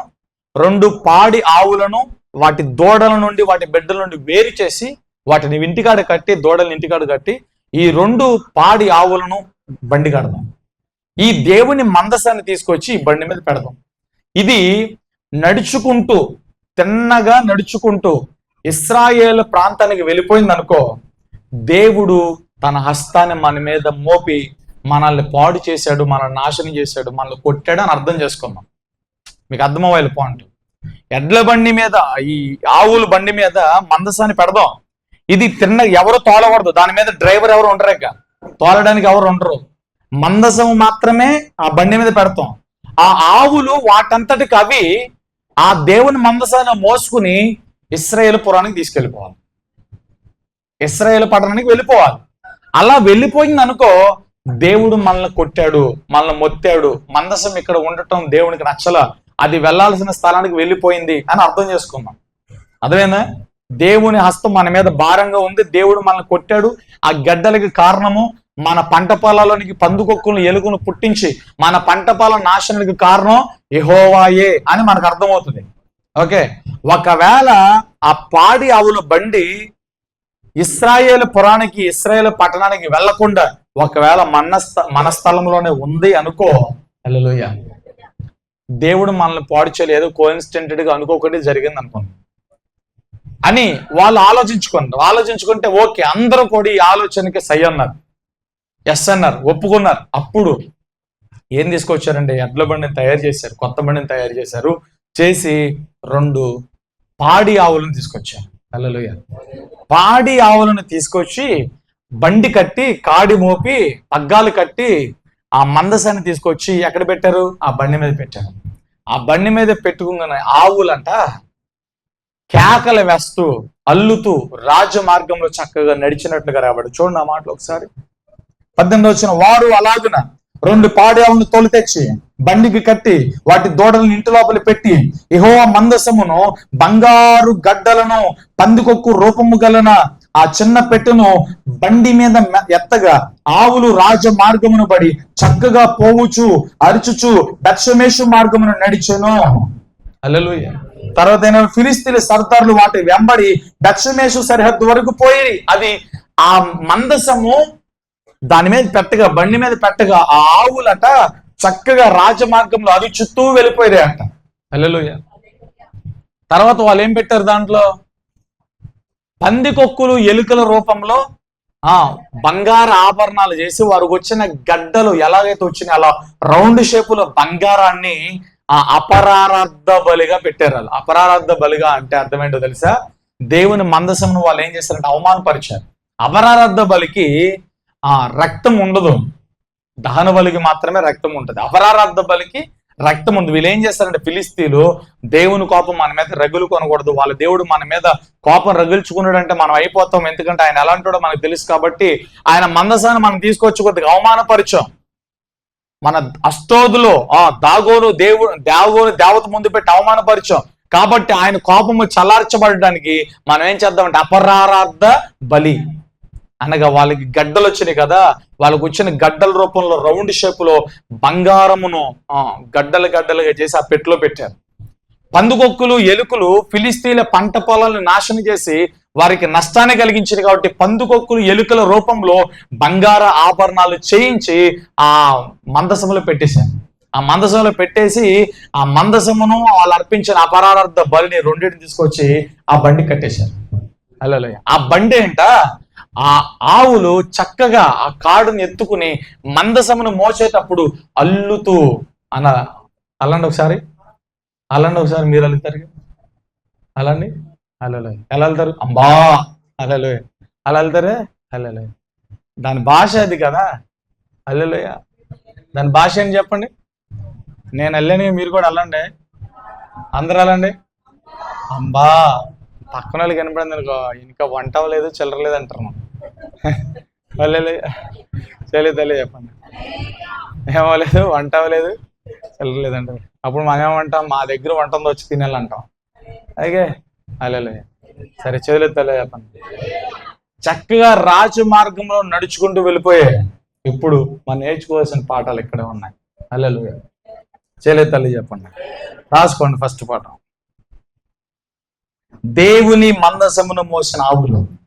దేవుని మందసాన్ని మోసిన ఆవులు. టైటిల్ పెట్టుకోండి, దేవుని మందసమును మోసిన ఆవులు. హల్లెలూయా. ముగించేస్తా, పావు గంటలు ముగించేస్తా, చాలా స్పీడ్గా చెప్తాను. దేవుని మందసాన్ని మోసిన ఆవులు. ఫస్ట్ పాయింట్, బిడ్డలను వేరు చేయబడిన ఆవులు. టైటిల్ ఏంటి? మందసమును మోసిన ఆవులు. టైటిల్ అది. దాంట్లో ఫస్ట్ పాయింట్, బిడ్డల నుండి వేరు చేయబడిన, దూడల నుండి వేరు చేయబడిన ఆవు. హల్లెలూయా. ఇక్కడ ఈ ఆవుల గురించి నేను ఎందుకు చెప్తానంటే, ఆవుల్లో నుంచి కొన్ని పాటలు ఎందుకు నేర్పిస్తున్నా అంటే, చాలా జాతివి అంటే ఆవులు చాలా స్వచ్ఛమైన జీవులు అండి.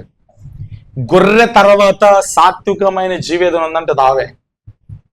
సాత్వికమైన జీవుల్లో మొట్టమొదటి లిస్టులో గొర్రె ఉంటుందండి. గొర్రె తర్వాత ఆవు చాలా స్వచ్ఛమైంది. హల్లెలూయా. ఎందుకు స్వచ్ఛమైందని నేను చెప్తానంటే, తన చిన్న చిన్న దూడలు ఉంటాయి చూసావా, ఆ దూడల్ని వదిలిపెట్టి ఆవు ఉండలేదండి.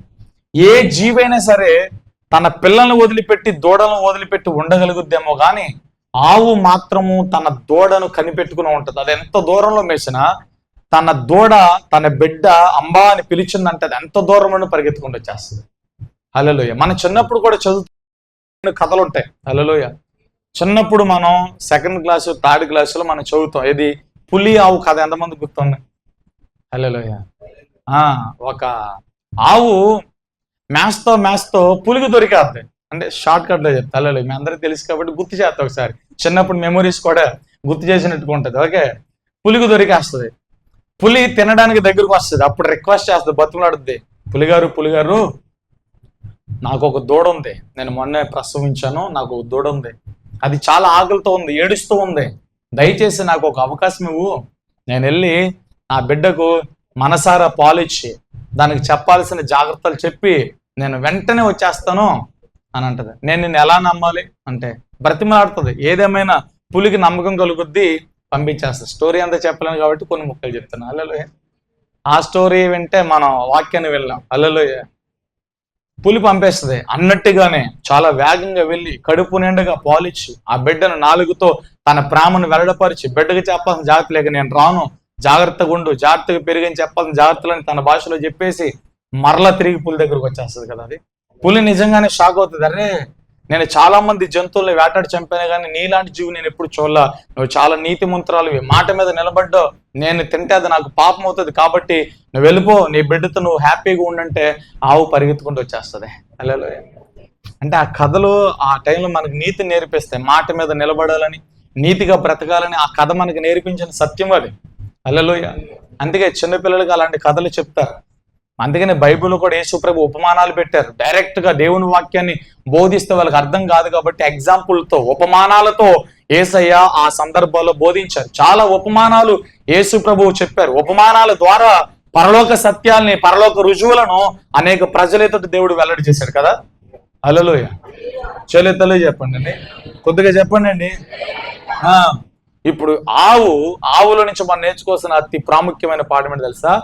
దేవుని మందసము మోయటానికి రెండు దూడలను వేరు చేసి 2 పాడావులను తీసుకొచ్చిన వెంటనే తన బిడ్డను మరిచి, బంధుత్వాన్ని మరిచి, ప్రేమను మరిచి దేవుని కాడిని మోయటానికి, దేవుని మందసాన్ని మోయటానికి అవి ఏర్పాటు చేయబడ్డాయండి. హల్లెలూయా. మనం ఏం నేర్చుకోవాలి ఈ పాట నుంచి అంటే, దేవుణ్ణి సేవించేటప్పుడు, దేవుణ్ణి ఆరాధించేటప్పుడు, దేవుణ్ణి ప్రేమించేటప్పుడు మన వావి వరుసలు చూడకూడదు, బంధుత్వాలు చూడకూడదు. దేవుని సేవ చేసేటప్పుడు, దేవుని పరిచర్య చేసేటప్పుడు, దేవుని ఆరాధించేటప్పుడు, దేవుని సేవించేటప్పుడు బంధుత్వాలు అడ్డురాకూడదు. ఒక త్యాగం ఉండాలి. ఎవరైతే యేసే కొరకు త్యాగముతో ఉంటారో, దేనినైనా వదులుకుని, ఎవరినైనా వదిలిపెట్టి దేవుని కోసం నిలబడతాను అనేవాళ్ళు ఉంటారో వారిని దేవుడు వాడుకుంటాడండి. హల్లెలూయా. ఎందుకంటే అపారమైన ప్రేమ కలిగిన జీవి గొర్రె తర్వాత మనకి ఆవే కనబడుతుందండి. ప్రేమ కలిగిన జీవులు, తన బిడ్డల ఎడల అత్యధికమైన ప్రేమ కలిగిన జీవులు ఒక ఆవే మనకు కనబడుతుందండి. ఈ ఆవు తన బిడ్డలు వదిలిపెట్టి దేవుని కాడిని మోసిందండి. బిడ్డలు వదిలిపెట్టి దేవుని మందసాన్ని ధరించుకుందండి. దేవుని మందసమును ధరించుకున్న తర్వాత వెనక్కి చూడట్లా. హల్లెలూయా. వెనక్కి చూడట్లా. దేవుని మందసమును ధరించుకున్న ఆవు, దేవుని మందసాన్ని మోస్తున్న ఆవు స్ట్రైట్ గా నడుస్తుంది. ముందున్న వాటి కోసం చూస్తుంది కానీ వెనకున్న వాటి కోసం చూడట్లా. ఈరోజు మన పరిస్థితి ఏంటి? హల్లెలూయా. దేవుడు విడిచిపెట్టమన్న వాటిని మనం విడిచిపెడతామా? ఆవులు తన దూడలు విడిచిపెట్టాయి, కడుపును పుట్టిన తన బిడ్డలు విడిచిపెట్టాయి.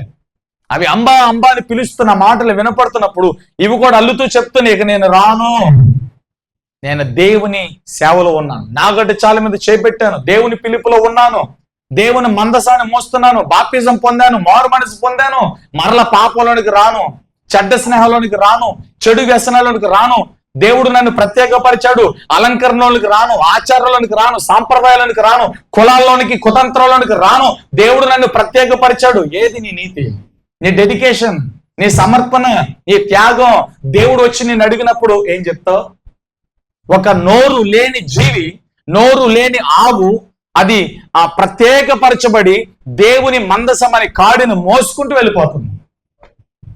హల్లెలూయా. ఈ సంగతి బాప్టిజం పొందా, మారు మనసు పొందినన్ను, అభిషేకం పొందానన్నావు, ఎక్కడ నీ సమయం? ఈరోజు అడుగుతున్నా, సమయం ఏది నీకు? నీ ప్రార్థన సమయం ఎంత? దేవునితో నువ్వు గడిపే సమయం ఎంత? హల్లెలూయా. బంధుత్వాలకి విలువిస్తావు, బంధువులకి విలువిస్తావు, ఫంక్షన్లకి విలువిస్తావు, వ్యక్తిగతమైన పార్టీలకి విలువిస్తావు, అన్నిటికి విలువేస్తావు. కానీ నువ్వు ఎవరికి విలువ తెలుసా? దేవునికి విలువేవు, దేవుని సన్నిధికి విలువేవు. ఈ వాక్యం మనల్ని ప్రశ్నిస్తూ ఉంటది. ఈ వాక్యం విని కూడా మన మారు మనసు పొందకపోతే, ఈ వాక్యం విని కూడా అన్నిటికంటే అందరికంటే యేసుని నువ్వు ఎక్కువగా ప్రేమించకపోతే, ఇంక దేవుడు కూడా నేనేం చేయలేను. దేవునికి ఒక ఆశ ఉంది, నా బిడ్డల్ని నేను ఎలాగైతే నా రక్తంతో కొన్నానో, నా బిడ్డలు కూడా నన్ను అలా ప్రేమించాలని ఆశపడ్డాడు దేవుడు. ఏమండి, నాకు 2 పిల్లలు ఉన్నారండి. నా 2 పిల్లలు నన్ను ప్రేమించాలని కోరుకుంటా. నాకంటే ఎక్కువగా వాళ్ళ స్నేహితులు ప్రేమిస్తే, నాకంటే ఎక్కువగా ఇంటి పక్కన వాళ్ళని ప్రేమిస్తే, నాకంటే ఎక్కువగా వారి స్టడీని ప్రేమిస్తే, నాకంటే ఎక్కువగా వారికి కలిగిన వాటిని ప్రేమిస్తే, యాజ్ ఏ ఫాదర్గా, సాటి తండ్రిగా నా గుండె పగులుతుంది. నీకు బిడ్డలు ఉన్నారు కదా, నీ బిడ్డలు నిన్ను మమ్మీ అని పిలవకుండా, డాడీ అని పిలవకుండా, నీకు రెస్పెక్ట్ అవ్వకుండా, ఏమండి నీతో టైం స్పెండ్ చేయకుండా, నిన్ను ప్రేమించకుండా వాళ్ళు బయట వారిని ప్రేమిస్తే, బయట వారితో అన్యోన్యంగా మాట్లాడుతూ నువ్వు తట్టుకోగలుగుతావా? మీరు సమాధానం చెప్పండి. నీ బిడ్డలు నీతో మాట్లాడకపోతే నువ్వు తట్టుకోగలుగుతావా? నీకంటే ఎక్కువగా వేరే వాళ్ళని ప్రేమిస్తే నువ్వు తట్టుకోగలుగుతావా? తట్టుకోలేరు. దేవుని ప్రేమ కూడా అంతే. నా పిల్లలు నా పోలికలో చేయబడ్డారు, నా స్వరూపంలో చేయబడ్డారు, నా రక్తం చేత విమోచించబడ్డారు. నేను వారిని లోకం నుంచి వేరుపరిచాను, లోకంలో ప్రత్యేకపరిచాను. వారు నా వారు, నా సొత్తు, నా అరచేతిలో చెక్కానని దేవుడు మనల్ని చూసి మురిసిపోతుంటే, దేవుని సన్నిధిలో మనం ప్రార్థన చేయాలి. వాక్యము పట్టుమని ఒక రెఫరెన్స్ చదవము, ఒక అధ్యాయం చదవము. నేను చెప్తూ ఉంటాను, బ్యాంక్ బ్యాలెన్స్ కంటే, ఆస్తి పాస్తుల కంటే, ఈ లోకంలో ఉన్న భోగ భాగ్యాలు అన్నిటికంటే నా ఇంట్లో ఒకటి ఉంటది, మహిమైశ్వర్యం. ఏంటో తెలుసా? పరిశుద్ధ గ్రంథం. నీ ఇంట్లో ఉన్న బ్యాంక్ బ్యాలెన్స్ నేను లగ్జరీగా చూపిస్తుందేమో, నీ ఒంటి మీద ఉన్న ఆభరణాలు ఈ లోకంలో గొప్పవాడిగా చూపిస్తుందేమో, కానీ ఆ ఆభరణాలతో నువ్వు పరలోకానికి వెళ్ళలేవు, ఆ ఆభరణాలతో నువ్వు సమాధానం కొనలేవు, ఆభరణాలతో నువ్వు నెమ్మదిని కొనలేవు. నీకున్న మేడలు మిద్దెలతో, నీకున్న సమస్త సిరి సంపదలతో ఆరోగ్యాన్ని కొనలేవు, సమాధానాన్ని కొనలేవు, నెమ్మదిని కొనలేవు. కానీ మహిమైశ్వర్యం కలిగిన గ్రంథం నీ చేతులు, నా చేతులు, నీ పరిశుద్ధ గ్రంథం సమాధానం ఇవ్వగలిగింది, నెమ్మది ఇవ్వగలిగింది, ఆరోగ్యం ఇవ్వగలిగింది, భవిష్యత్తుని ఇవ్వగలిగింది, కావలసిన ప్రతి అవసరత తీర్చగలిగిన ఒక ఉన్నతమైన గొప్ప మహిమైశ్వర్యం కలిగిన గ్రంథం ఇది. హల్లెలూయా. డబ్బుతో సమాధానం కొనుక్కో, డబ్బుతో ఆరోగ్యాన్ని కొనుక్కో, డబ్బుతో అన్ని కొనుక్కో. హల్లెలూయా. సాధ్యమవుతుందా? డబ్బుతో అన్ని కొనగలవా నువ్వు? డాక్టర్ దగ్గరికి వెళ్ళి చేతులు ఎత్తి దండం పెడతారు, అయ్యా ఎన్ని డబ్బులైనా ఖర్చు పెడతాం, బ్రతికించండి. వాళ్ళు మనుషులు, వాళ్ళు ఏం చేయగలుగుతారు? బ్రతికించేది ఎవరు? దేవుడు. జీవం ఇచ్చేది ఎవరు? దేవుడు. హల్లెలూయా. ఎవరిని ఆధారం చేసుకోవాలి మనం? ఈ ఆవులు తన బిడ్డలను వదిలిపెట్టేయండి, బిడ్డలను వదిలిపెట్టి ఎంత సాక్రిఫైస్ అండి, ఎంత త్యాగం అండి. ఈ రోజున కుటుంబంతో, పిల్లలతో పెందలకాడుని లేచి, శనివారం రాత్రి సిద్ధపడి, ఆదివారం తెల్లవారుజామున లేచి 3, 4, 5 లేచి కుటుంబాన్ని కట్టుకుని రారు. 9 వస్తారు, 10 వస్తారు. వచ్చిన తర్వాతైనా వాక్యము జాగ్రత్తగా వింటారంటే వినరు. పిల్లలతో ఆడతారు, గోర్లు కొరుక్కుంటారు, కాళ్ళు జాపుకుంటారు, స్తంభాలు కాంచుకుంటారు. ఒక నిర్లక్ష్యత. ఒక అధికారం ముందు పొల్లిగిలించి నవ్వద్దు దయచేసి. ఒక అధికారం ముందు కూర్చోవాలంటే, ఎమ్మెల్యే గారు, ఎంపీ గారు, ఒక సర్పంచ్ ముందు కూర్చోవాలంటే, ఒక అధికారం ముందు కూర్చోవాలంటే, ఒక పోలీస్ స్టేషన్కి వెళ్ళాలంటే, ఒక న్యాయస్థానానికి వెళ్ళాలంటే చెప్పులు తీసి అధికారులు ఉన్నంత వరకు వెనకమాల చేతులు పెట్టుకుని చాలా మర్యాదను చూపిస్తాం మనం. ఆ మర్యాద దేవుని సన్నిధిలో చాలా మందిలో కనపడుతుంది. ఒక మనుషులకి ఈ లోక అధికారులకు ఇచ్చే మర్యాద, ఈ లోక అధికారులకు ఇచ్చే గౌరవం దేవుని సన్నిధిలో కనపడదు. ఏది మనం ఎక్కడ ప్రేమిస్తున్న దేవుణ్ణి? ఆయన ఎంత చేయాలో అంత చేసి, తన ప్రాణం అంతా కూడా మన కొరకు దారపోసి, ఆఖరి రక్త బొట్టు వరకు మన కొరకు చిందించి, సిలువలో తన స్వరూపాన్ని కోల్పోయి కురుపిగా మారిపోయి, నేను నిన్ను ప్రేమిస్తున్నానని చెప్పి 2 చేతులు చాపి తలవాల్చారు. ఈ రోజు వచ్చేసింది క్రిస్మస్ సీజన్, స్టార్స్ వెలుగుతున్నాయి, లైటింగ్ వెలుగుతుంది, చర్చెస్ గా రంగేస్తూ ఉన్నారు, ఎక్కడ పడితే అక్కడ. హల్లెలూయా. ఈ క్రిస్మస్ ని బట్టి దేవుడు ఆనందించి పడతాడు అనుకున్నావా? స్టార్ ను బట్టి దేవుడు ఆనందిస్తాడు అనుకున్నావా? లైటింగ్ ను బట్టి దేవుడు ఆనందిస్తాడు అనుకున్నావా? క్రిస్మస్ అంటే క్రీస్తుని ఆరాధించుట. దేవుని వాక్యం చెప్తుంది, నీ పూర్ణ హృదయముతో, నీ పూర్ణ బలముతో, సమయం అనక అసమయం అనక నువ్వు దేవుని ఆరాధించు. ఒక డిసెంబర్ నెలే కాదు, జీవిత కాలము దేవుని ఆరాధించాలి, జీవిత కాలము దేవుని సేవించాలి, జీవిత కాలము దేవుని కోసం బ్రతకాలను. హల్లెలూయా. నువ్వు కేక్ కోసుకుని తిన్నంత మాత్రం దేవుడు ఆనందించారు. నా బిడ్డల చర్చిలో 100 కేజీలు కేక్ కోసారు. హల్లెలూయా. అందరికి భోజనాలు పెట్టేశారు. భోజనాల కంటే, కేకుల కంటే, కొత్త బట్టల కంటే, క్యారల్స్ కంటే, లైటింగ్ కంటే, స్టార్స్ కంటే అతి ప్రాముఖ్యమైనది ఏంటో తెలుసా? ఒక పాపి నీతిమంతుడిగా మారాలి. ఒక పాపి నీతిమంతుడిగా మారాలి. అసత్యములో ఉన్న ఒక వ్యక్తి సర్వసత్యంలోనికి రావాలి. దీని గొప్పతనం తెలుసుకోవాలి. పరిశుద్ధ గ్రంథం యొక్క గొప్పతనం తెలుసుకోవాలి. పరిశుద్ధ గ్రంథంలో ఉన్న దేవుడు ఎంత గొప్పవాడో తెలియాలి. హల్లెలూయా. చాలా మంది ఇంకో వంక ఏంటంటే క్రిస్మస్ పేరుతో ఇళ్లల్లో కొడుకులు పెట్టి దేవుని వాక్యాన్ని ప్రకటిస్తామంటారు. అక్కడ దేవుని వాక్యాన్ని ప్రకటించేదానికంటే హడావిడి ఎక్కువ. హల్లెలూయా. చెల్లి తల్లి చెప్పండి. నేను 4 ప్రేయర్లో కూడా నేను చెప్పా కొన్ని విషయాలు. చెల్లి తల్లి చెప్పండి. నిజమైన క్రిస్మస్ ఏంటో తెలుసా? క్రీస్తుని ఆరాధించటం. ఒక డిసెంబర్ నెల మాత్రమే కాదు, జీవిత కాలము యేసయ్యను మనం ఆరాధించాలి, జీవిత కాలం యేసయ్యను సేవించాల్సిందే. ఆయన తన సమస్తాన్ని మన కోసం దారబోసాడు. ఎక్కడ ప్రేమిస్తున్నారమ్మా మీరు? ఎంతమంది సిద్ధపడుతున్నారు? ఆదివారం సన్నిధి వస్తుంది, శనివారం రాత్రే నేను ప్రిపేర్ అవ్వాలి. ఎన్ని గంటలకు లెగిస్తావు? ఆదివారమును కూడా కొంతమంది 7ంటికి 8ంటికి లెగిస్తారు. దేవుని సన్నిధి 9 అంటే 10ంటికి వస్తారు. నీ ఫంక్షన్కి నువ్వు టైంకి వెళ్తలేదా? నీ షాపింగ్లకి నువ్వు టైంకి వెళ్తలేదా? నువ్వు టాబ్లెట్స్ టైంకి వేసుకోవట్లేదా? డాక్టర్ చెప్పే డైట్ నువ్వు టైంకి ఫాలో అవుతలేదా? హల్లెలూయా. చెప్పండి, నాకు సమాధానం చెప్పండి మీరు దయచేసి. దేవుణ్ణి పక్కన పెట్టి, దేవుని సన్నిధిని పక్కన పెట్టి మిగతా కార్యక్రమాలన్నిటిని నువ్వు ఎగ్జాక్ట్ గా కరెక్ట్ గా టైం టు టైం ఫాలో అవుతున్నావు. ఒక దేవుని సన్నిధికి మాత్రమే. నీ ఇంటిలో ప్రార్థనకు నిర్లక్ష్యంగా మోకరిస్తావు, దేవుని మందిరానికి రావాలంటే నిర్లక్ష్యం. హల్లెలూయా. జ్వరం వస్తే మందిరానికి రావు, నొప్పి వస్తే మందిరానికి రావు. అదే నీ పర్సనల్గా ఏదైనా ఊరు వెళ్ళాలంటే జ్వరము లేదు, ఏమీ లేదు. హల్లెలూయా. దేవుని మందిరానికి రావటానికేమో జ్వరము, తలనొప్పి, కడుపు నొప్పి, కాలు నొప్పి, చేయి నొప్పి. కానీ మన వ్యక్తిగతమైన ప్రయాణం ఏదైనా ఉంటే అది ఖచ్చితంగా వెళ్ళాలి అనుకుంటే జ్వరమైనా వెళ్తావు, ఏ నొప్పి అయినా వెళ్తావు. ఎక్కడ నువ్వు దేవుని ప్రేమిస్తున్నావు అంటే యేసయ్య చెవులో క్యాలీఫ్లవర్లు పెడతావు, నువ్వు సావుకుడి చెవులో పూలు పెడతావు. దేవుడు ప్రతి ఒక్కరి లెక్క తెలుస్తాడు. హల్లెలూయా. Praise lord. దూడలు విడిచిపెట్టేయండి, ఆవులు ఎవరు విడిచిపెడతారండి? అబ్రహాంతో దేవుడు పిలిచాడు, అబ్రహామా నేను చూపించే దేశానికి వెళ్ళు. ప్రశ్నించలా, ఎదురు మాట్లాడలే. ఊరు అనే పట్టణంలో విగ్రహారాధకుడిగా ఉన్నాడు అబ్రహాం. దేవుడు అంటే ఎవరో తెలియదు. పోనీ ఆయన ప్రత్యక్షమయ్యాడా? ఆకారంతో ప్రత్యక్షమయ్యాడంటే దేవుడు ప్రత్యక్షమయ్యా. ఆకాశం నుంచి స్వరం అనిపించిందంటే నువ్వెవరవయ్యా? నేను ఉన్నవాడిని, అనువాడిని, నేనే దేవుణ్ణి. పేరు కూడా బయలుపరచబడలేదు అప్పుడు అక్కడ దేవుడు. నేను ఉన్నవాడిని, అనువాడిని. నువ్వు ఉన్న స్థలాన్ని విడిచిపెట్టి, నీ తండ్రి ఇంటిని వదిలిపెట్టి నేను చూపించే దేశానికి నడువు అంటే అబ్రహాము దేవుని నమ్మెను, అది అతనికి నీతిగా ఎంచబడను. విశ్వాసాల జాబితాలు హెబ్రీ పత్రికలో అబ్రహాము గురించి రాబడింది. అబ్రహాము దేవుని నమ్మెను, అది అతనికి నీతిగా ఎంచబడను. హల్లెలూయా. దేవుణ్ణి ప్రేమించేటప్పుడు, దేవుణ్ణి ఆరాధించేటప్పుడు ఒళ్ళు కాస్త దగ్గర పెట్టుకోవాలి. దేవుని సన్నిధిలో ఉన్నప్పుడు మన పడకలు, మన నడకలు, మన కూర్చునే విధానాలు, మన ఆలోచించే విధానాలు, మాట్లాడే పలుకులు పరిశుద్ధంగా ఉండాలి. ఎందుకంటే స్థలం అంతా దేవుని మహిమ చేత నింపబడింది. ఈ స్థలం అంతా దేవుని కనుదృష్టి చేత నింపబడింది. పరిశుద్ధ స్థలంలో మనం ఉన్నప్పుడు జాగ్రత్తగా ఉండాలి.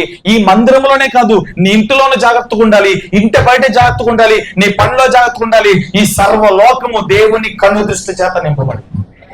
హల్లెలూయా. దేవుని కన్నుల నుండి ఎవరు తప్పించుకోగలడు? ప్రతి క్రియలు దేవుని కన్నుల ఎదుట ఉన్నవి. ప్రతి క్రియలు, ప్రతి ఆలోచనలు, ప్రతి పనులు, ప్రతి ఉద్దేశాలు దేవునికి తెలుసు. హల్లెలూయా. ఆవుల నుంచి ఏం నేర్చుకున్న మొదటి పాఠం? బిడ్డలను వదిలిపెట్టి, బంధాన్ని వదిలిపెట్టి, బాంధవ్యాన్ని వదిలిపెట్టి, ప్రేమను వదిలిపెట్టి, తన పిల్లలను వదిలిపెట్టే దేవుని మందసాన్ని ఎత్తుకున్నాను. పిల్లలు గుర్తుకొస్తారు, ఆయన సహించుకోవాలి. నేను దేవుని పరిచర్లో ఉన్నాను, దేవుని సన్నిధిలో నేను బాప్తిజం పొందాను, మారు మనసు పొందాను, లోకంలో ఉన్న స్నేహితులని పిలుస్తారు, నేను వెళ్ళకూడదు. లోక స్నేహము దేవునికి వైరము. ఒకవేళ నేను మారు మనసు పొందిన తర్వాత ఒక ఫంక్షన్ చేసేటప్పుడు ఆచారాలు, పెళ్లిళ్ళు చేసేటప్పుడు కులాలు, ఇల్లు కట్టేటప్పుడు వాస్తులు, ప్రతి దానిలో మన లోకాన్ని తీసుకొచ్చి పెట్టుకుంటున్నాం. హల్లెలూయా. లోకం లేదంటారా? మన జీవితంలో లోకం లేదా? మన జీవితంలో లోక సాంగత్యం లేవా? మన జీవితంలో లోకం ప్రభావం లేదా? ఖచ్చితంగా లోకం ఉంది. లోకంలో ఉన్నది ఏంటిది? శపించబడింది. శపించబడినది ఏదైనా సరే మన జీవితంలో ఉంటే దేవుడు మనలో ఉంటాడు.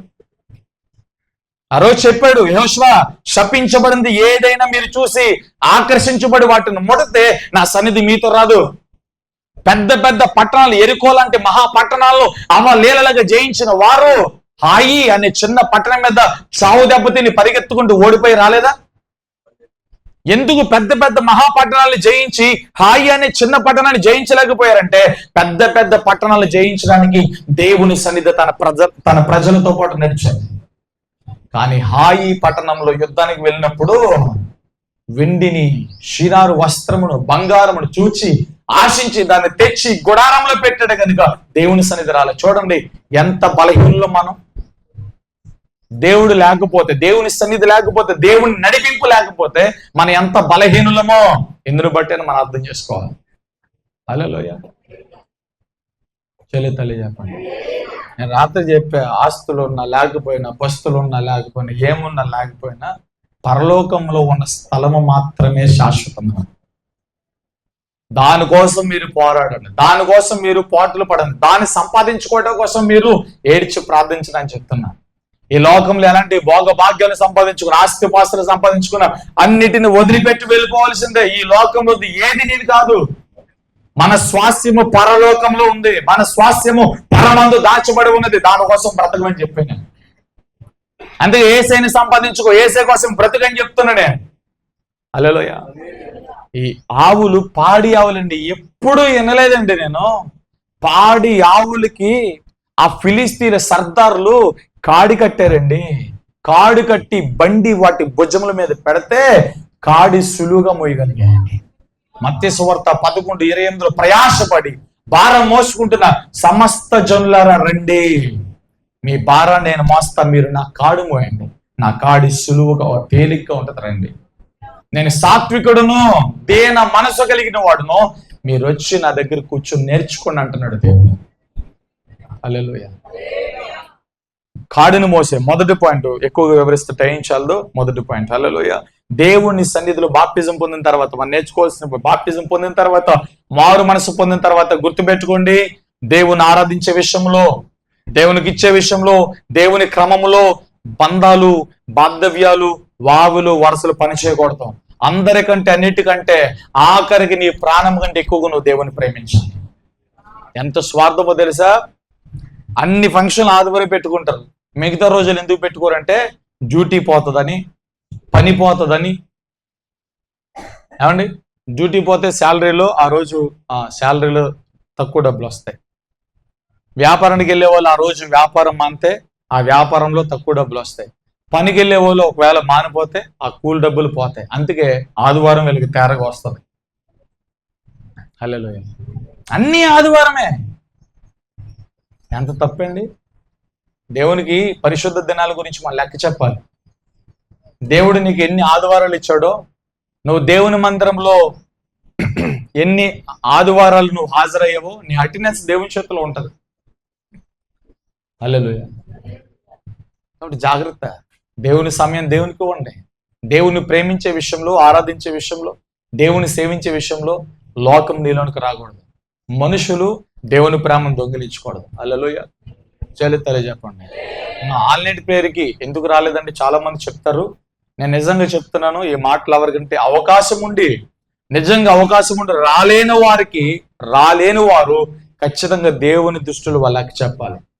వాళ్ళు ఎంత కృతజ్ఞత లేనివారంటే, కృతజ్ఞత హీనులు అంటే, దేవుని చేత వాళ్ళు దీవించబడుతూ, దేవుని చేత పోషించబడుతూ, దేవుని చేత వాళ్ళు బలమును పుంజుకుంటూ, ఒక్క ఆల్రెడీ ప్రేయర్లో నెలంతా సంవత్సరం అంతా కాచి కాపాడిన దేవుని సన్నిధిలో ఒక 2 గంటల సేపు నిలబడి చేతులెత్తి దేవుని ఆరాధించడానికి వాళ్ళు నొప్పిగా ఉంది. హల్లెలూయా. ఎంత కృతజ్ఞత హీనులండి. నిజంగా ఒకవేళ రావడానికి అవకాశం లేకపోతే ఓకే, దేవుడు అర్థం చేసుకుంటాడు, దేవుడు క్షమిస్తాడు, ఆయన అన్ని ఎరిగిన దేవుడు కనుక. రావడానికి అవకాశం ఉండి నిద్రకి ఆగలేకని రాలేకో, లేకపోతే ఇంకా వేరే సిల్లీ ఫన్నీ రీజన్స్ కి నువ్వు దేవుని సన్నిధిని నిర్లక్ష్యం చేస్తే ఆ సమయం గురించి నువ్వు లెక్క చెప్పొద్దా? ఏది నీ బలం? నువ్వు పని చేసుకోవడానికి దేవుడు నీకు బలం ఇచ్చాడే, నువ్వు సంపాదించుకోవడానికి దేవుడు నీకు శక్తిని ఇచ్చాడే. దేవుడు సామర్థ్యం ఇవ్వకపోతే, దేవుడు శక్తి ఇవ్వకపోతే, దేవుడు నిలబెట్టకపోతే నువ్వే పాటి వాడివి? ఎక్కడ నీకు కృతజ్ఞత? ఎక్కడ దేవుని మీద ప్రేమ? ఏ విషయంలో దేవుణ్ణి గనపరిచావు? ఏ విషయంలో దేవుణ్ణి స్తుతించావు? ఏ విషయంలో నువ్వు దేవుని హెచ్చించావు? సమాజముగా కూడుకొని ఎక్కడ నువ్వు దేవుని ఆరాధించావు? దేవుడు లెక్క చెప్పొద్దా ఈ సమయం గురించి? హల్లెలూయా. ఆయనేమో సమస్తాన్ని మన కోసం దారపోసి త్యాగము చేసి శిలువలో కురూపిగా మారిపోయి వదకు సిద్ధమైన గొర్రె పిల్ల వలె, బొచ్చు కత్తిరించి గొర్రె పిల్ల వలె ఆయన మౌనమైపోయాడు. తన్నినా, గుద్దినా, ఉమ్ము ఊసినా, గడ్డం పట్టి లాగినా ఆయన భరించాడు, ఓర్చుకున్నాడు. అంతేగా మొదటి కొరింథీ పత్రిక 13వ అధ్యాయంలో ఆయన ప్రేమ ఎక్కడ డంబంగా ప్రవర్తించలేదట. ఆయన ప్రేమ ఎక్కడ డంబంగా ప్రవర్తించలేదు, ఉప్పొంగలేదు, సహించింది, ఓర్చుకుంది. ఈ రోజుకి సహిస్తూనే ఉంది ఆయన ప్రేమ. యేసయ్య ప్రేమ ఈ రోజుకి మనం సహిస్తూనే ఉంది. మన నమ్మకస్తులము కాకపోయినా ఆయన నమ్మదగిన వాడు, నీతిమంతుడు, సరిపోయిన ప్రధాన యాజకుడు. ఆయన ప్రేమించు, ఆయన ప్రేమించకుండా, ఆయన కోసం బ్రతకకుండా, ఆయన గురించి విని, ఆయన గురించి తెలుసుకుని కూడా ఎంత స్వార్థమండి. ఆల్రెడీ ప్రేరుకు రావా? దేవుని ఆరాధించవా? ఒక రాత్రి నిద్ర కట్టుకోలేవా? 2 గంటలు దేవుని సన్నిధిలో నిలబడలేవా? ఆదివారం అంటే అంత నిర్లక్ష్యమా? 9 గంటలకు ప్రార్థన అంటే 10 గంటలకు వస్తావా? దేవుడు నిన్ను దెబ్బ కొడతాడు, దేవుడు నీకు బుద్ధి చెప్తాడు. అది రాకముందే నువ్వు సరిగ్గా మారు మనసు పొందు, సమయాన్ని పాటించు, క్రమానికి రా, దేవుని దీవిస్తాడు. ఎంతకాలం సేవకుడు వాగుతాడు, పలికిందే పలికి, పలికిందే పలికి. ఏ వారమైనా సరే సమయానికి రండి, సమయానికి రండి అని చెప్పకుండా ముగించబడిన ఒక్క వారం ఉందా? ఏ వారమైనా, ఏ రోజైనా చెప్పించుకోకుండా మీరు వెళ్ళారా? ఒక డాక్టర్కి ఇచ్చే వాల్యూ, ఒక లోకల్లో మనుషులకి ఇచ్చే వాల్యూ దైవజనుడికి, దేవుని సన్నిధికి ఇవ్వవా? దేవుని ప్రేమించడం అంటే అదేనా? ఈ ఆవులు చూడండి, కాడు మోయటం అలవాటు లేదు, కానీ కాడు మోసే దేవుని మందసం ఎత్తబడిన ఆ బండిని కాడి మోసినాయండి, కాడి ఎత్తుకున్నాయండి. కాడి ఎత్తుకొని దేవుని ఆరాధించే విషయంలో, సమయాన్ని పాటించే విషయంలో, దేవునికి అర్పించే వాటి విషయంలో, ప్రార్థనకు సమయం ఇచ్చే వాటి విషయాల్లో ఎక్కడ ఎక్కడ ఎక్కడ పొరపాటు లేకుండా చూసుకోండి. మొదటి పాఠం అది. రెండో పాఠం రాసుకోండి. లోబడిన ఆవులు, లోబడిన ఆవులు.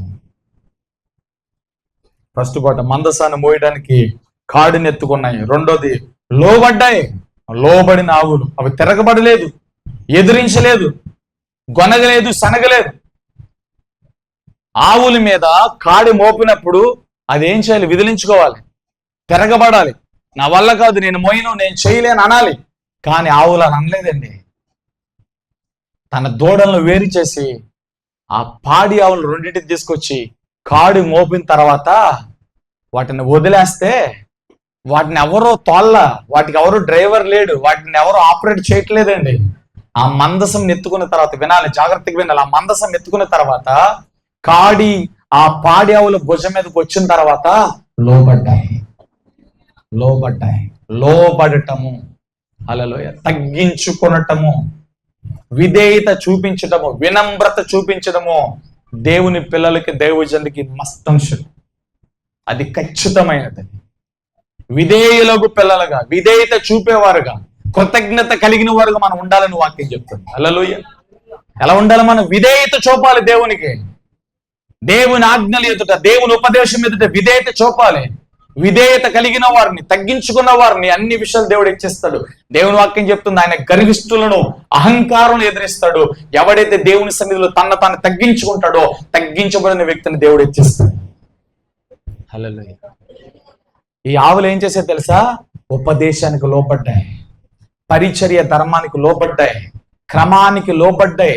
దైవజనుడిలో నుంచి దేవుడు ఉపదేశించి ఉపదేశానికి లోపడ్డాయి. తిరగబడితే నీకే నష్టం. ఆ రోజు మోషే మీద 250 మంది లేవలేదా? హల్లెలూయా. దేవుడి వారికి బుద్ధి చెప్పలేదా? చూశాడు 250 మంది మోషే అహరోనులకు వ్యతిరేకంగా లేచారు. ఎవరు? కోరహు, దాతాను, అబీరాము. వీళ్ళు ముగ్గురు ప్రధానమైన వ్యక్తులు. వీళ్ళ ముగ్గురు 250 మందిని సిద్ధపరిచారండి. భూమికి ఆజ్ఞాపించాడంటే దేవుడు బ్రతికున్న మనుషులని భూమి నర్రవిచ్చి ఆ 250 మందిని తీసేసుకుంది. సజీవంగా సమాధి చేపడ్డారు. సజీవ సమాధి అయిపోయారు. ఎవరు? 250 మంది సభ్యులు. హల్లెలూయా. దేవుడికి విధేయత చూపాలి మనం. దేవుని ఉపదేశానికి విధేయత చూపుతానవా? నేను చెప్పా, పశువుల గురించి చెప్తున్నాను కాబట్టి నేను చెప్పా ఒక మాట. మన ఇంట్లో పశువులు ఉంటాయి, చూస్తూ ఉంటాం. అవి పొద్దున్న నుంచి సాయంత్రం వరకు ఏం చేయబడతాయి? మేస్తాయి. మేయంగానే వాటికి బలం వచ్చేస్తుందా? చెప్పాలి. ఆవులో, గేదెలో, ఎద్దులో ఏ ఒకటి ఉంటాయి. నెవరు వేసే జీవులు ఉంటాయి కదా, పచ్చి మేత తినే జీవులు ఉంటాయి. అవి పొద్దు నుంచి సాయంత్రం దాకా ఏదో ఒక పొలం గట్టునో, చెరువు గట్టునో గడ్డి తింటాయి. పచ్చికి తింటది, పచ్చికి మేస్తుంది. మేసిన తర్వాత సాయంత్రం వేళ ఏం చేస్తుందో తెలుసా?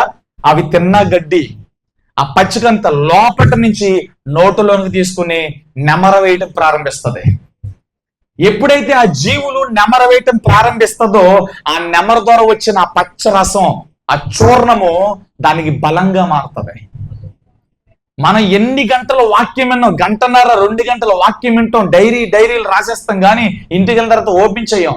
1000 రూపాయలు పెట్టి, 2000 రూపాయలు పెట్టి, 3000 రూపాయలు పెట్టి లెదర్ బైబుల్ కొంటాం, కానీ ఓపెన్ చెయ్యం.